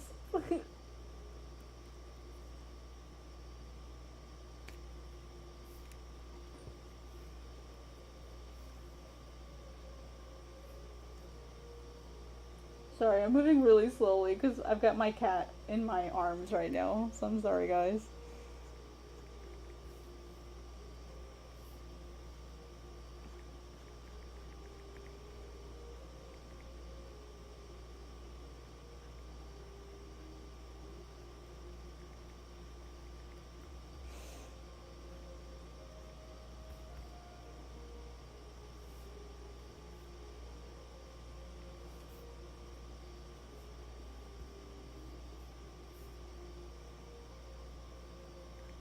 It's Catatonia, basically, yeah. You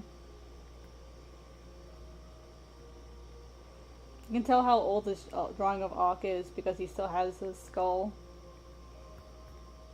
No, it's a no. That's a great pun. That's hilarious.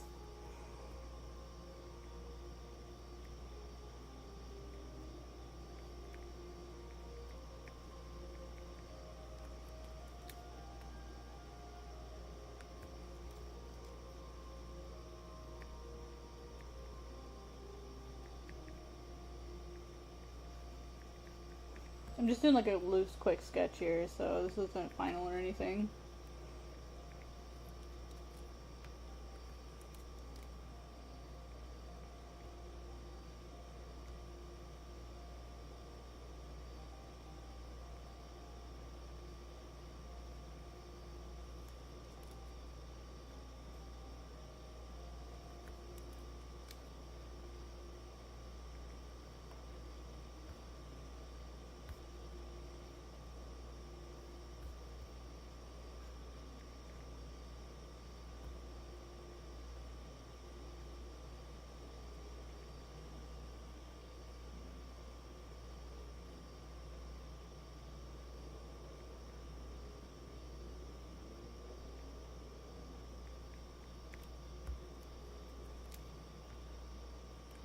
Oof. Ooh, it is really hard to draw this way, Miso. Oof. My wrist is starting to hurt.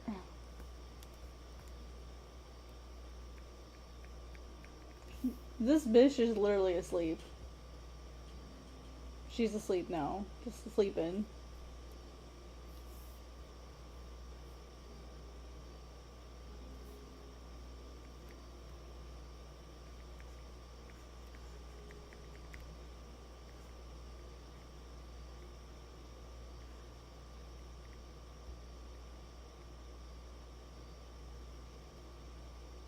Just no F's given.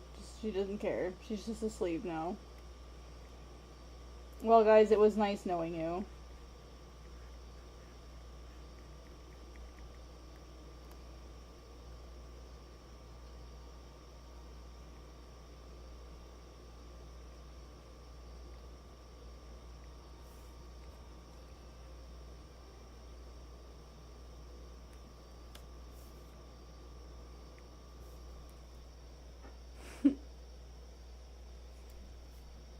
Yep.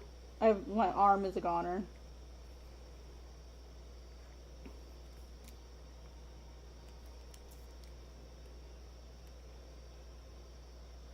It's okay. I'll just pay the truth to buy it back.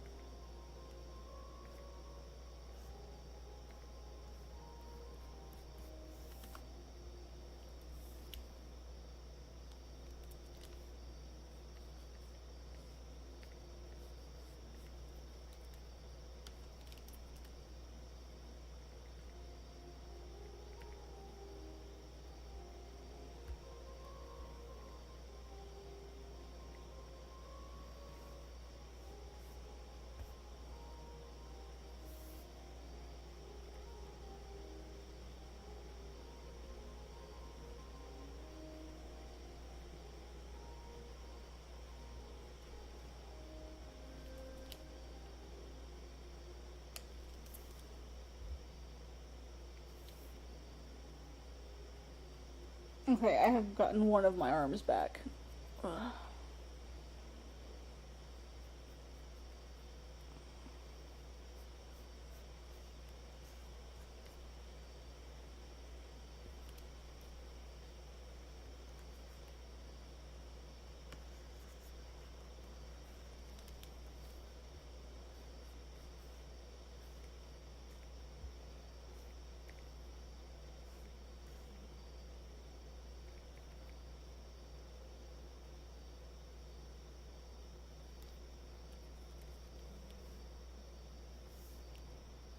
I don't like that.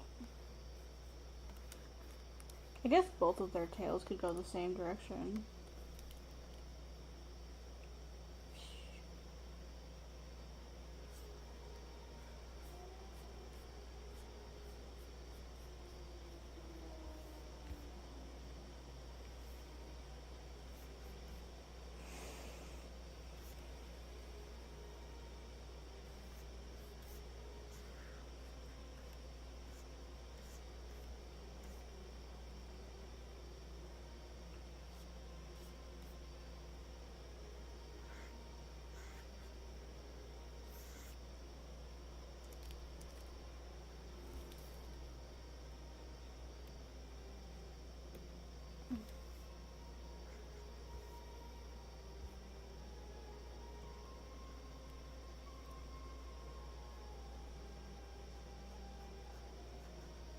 Hi, Bibiana. Hello, how are you doing?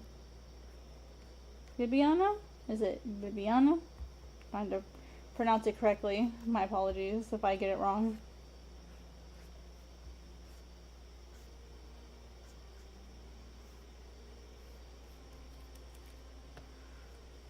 How are you?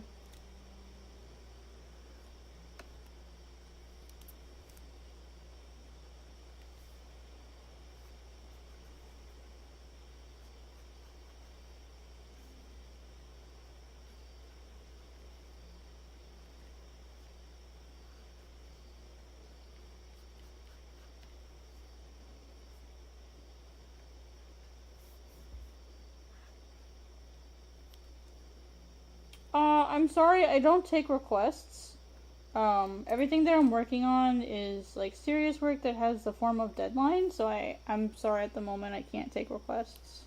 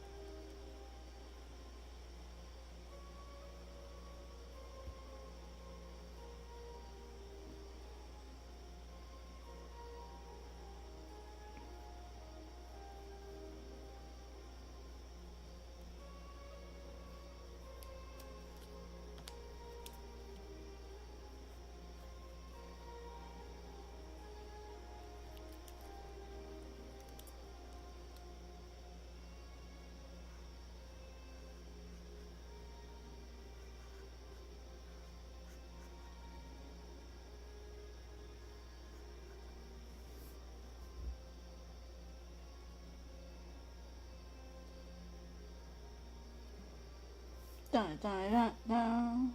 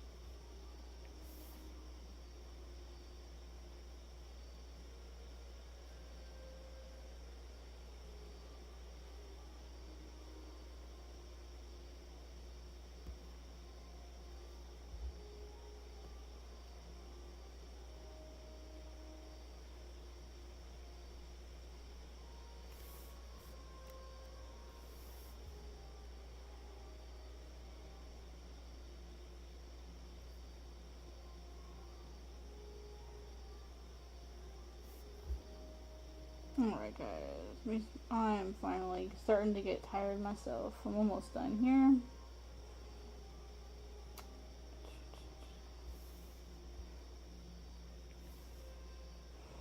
It's really hard to draw so far zoomed out.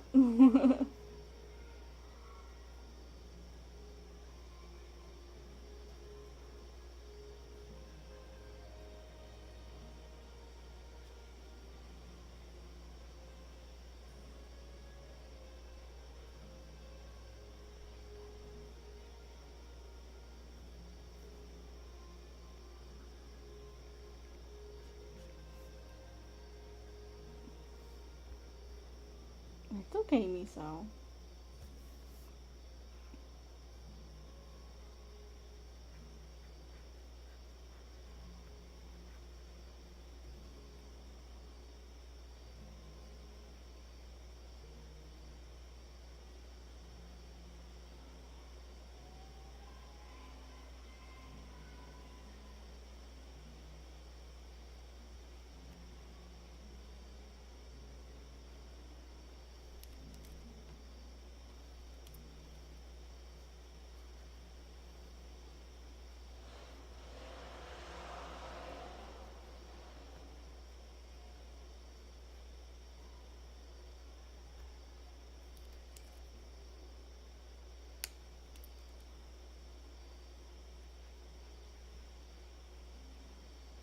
Okay.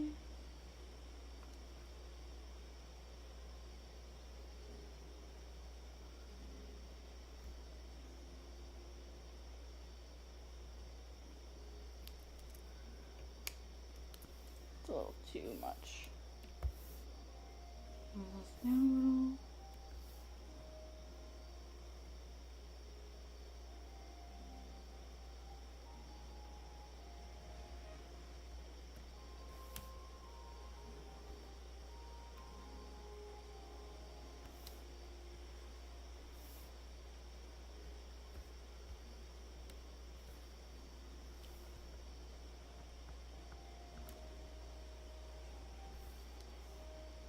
Misa, I can barely reach my tablet now.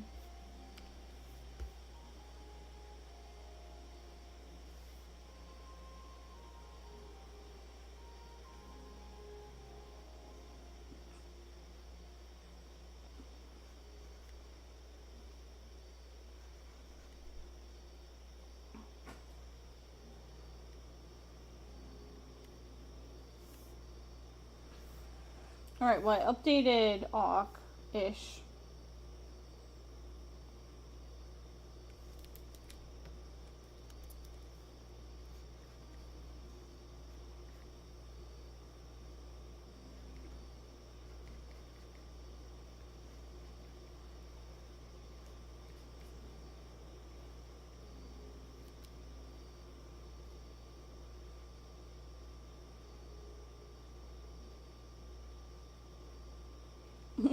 Go running behind.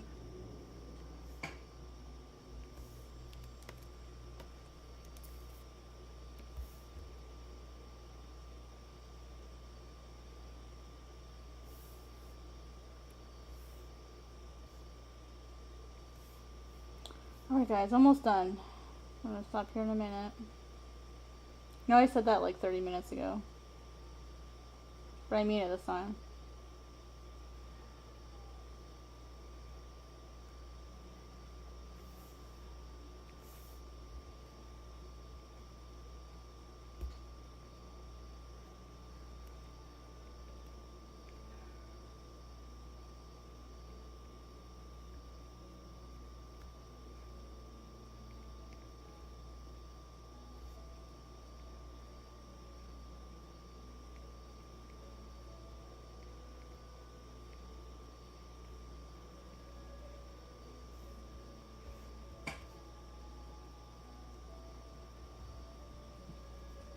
Almost done, almost done. Man, it's really hard to draw with a cat in your lap.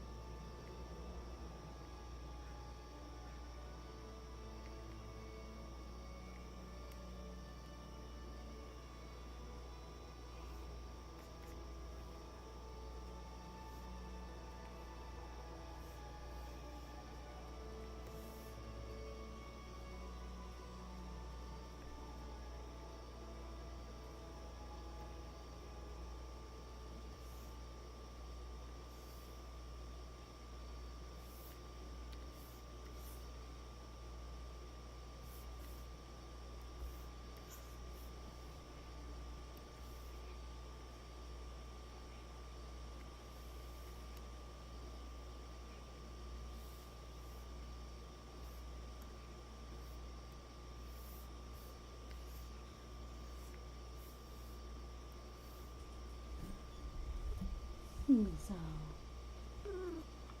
Yeah? Oh, baby. Did you guys hear that? Did you guys hear that? That was Miso. My babes.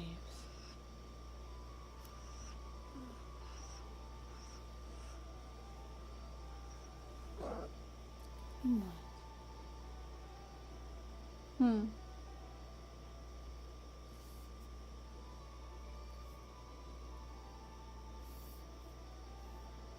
You know, I don't like this sketch. I like the other one better.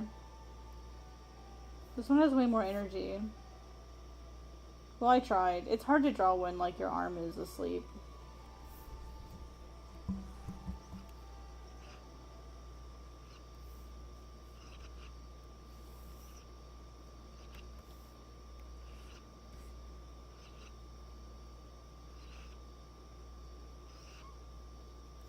I'll redraw it later. Okay. Alright guys, I'm gonna go ahead and call it quits here. We're just about at the 4-hour mark. It was a little bit of a slow stream. I didn't get everything done that I wanted to get done today for 4 hours, but I got derailed and we had a grand old time chatting about other stuff. So, merps, yeah. Just the cutest merps. So, thank you all for coming to my stream. I'm really sorry I didn't get a lot done. But I think we had a fun time and fun discussion. No, that's fine. Like I said, this is just kind of a chill night tonight. What you doing, Miso? Yeah. What, baby? You ready for bed? You know. Ready for bed? Oh, she knows. Big stretch. Stretch your back. Is it time for bed? Yeah? Yeah? Fill up the softest mews.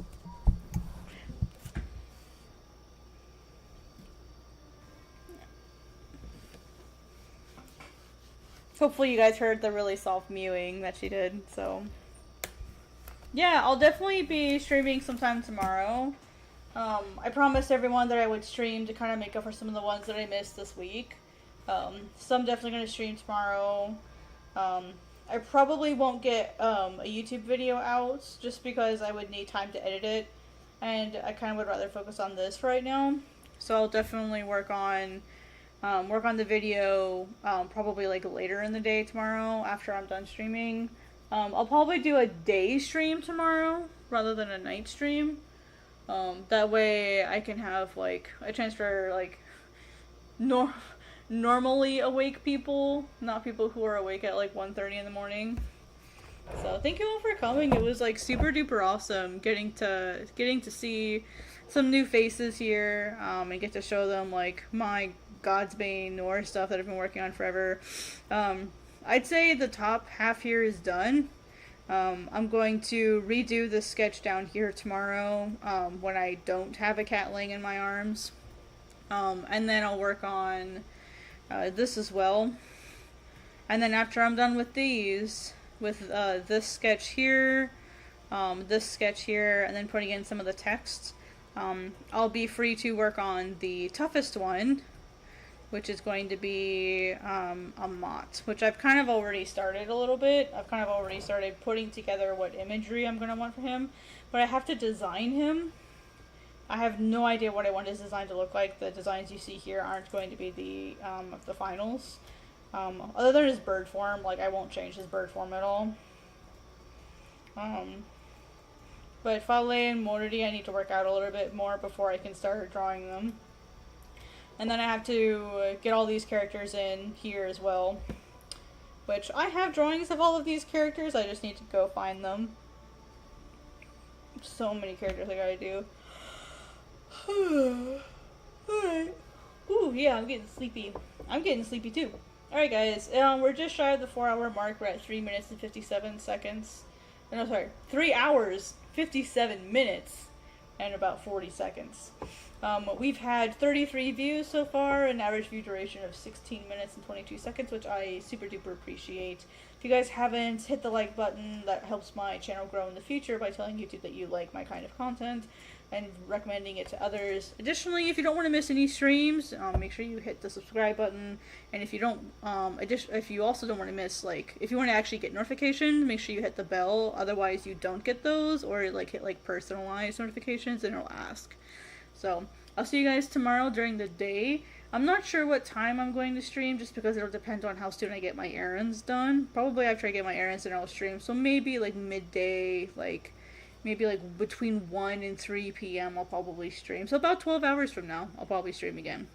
So I'll see you guys then. Until then, thank you so much for stopping by, and have a wonderful night. Ciao!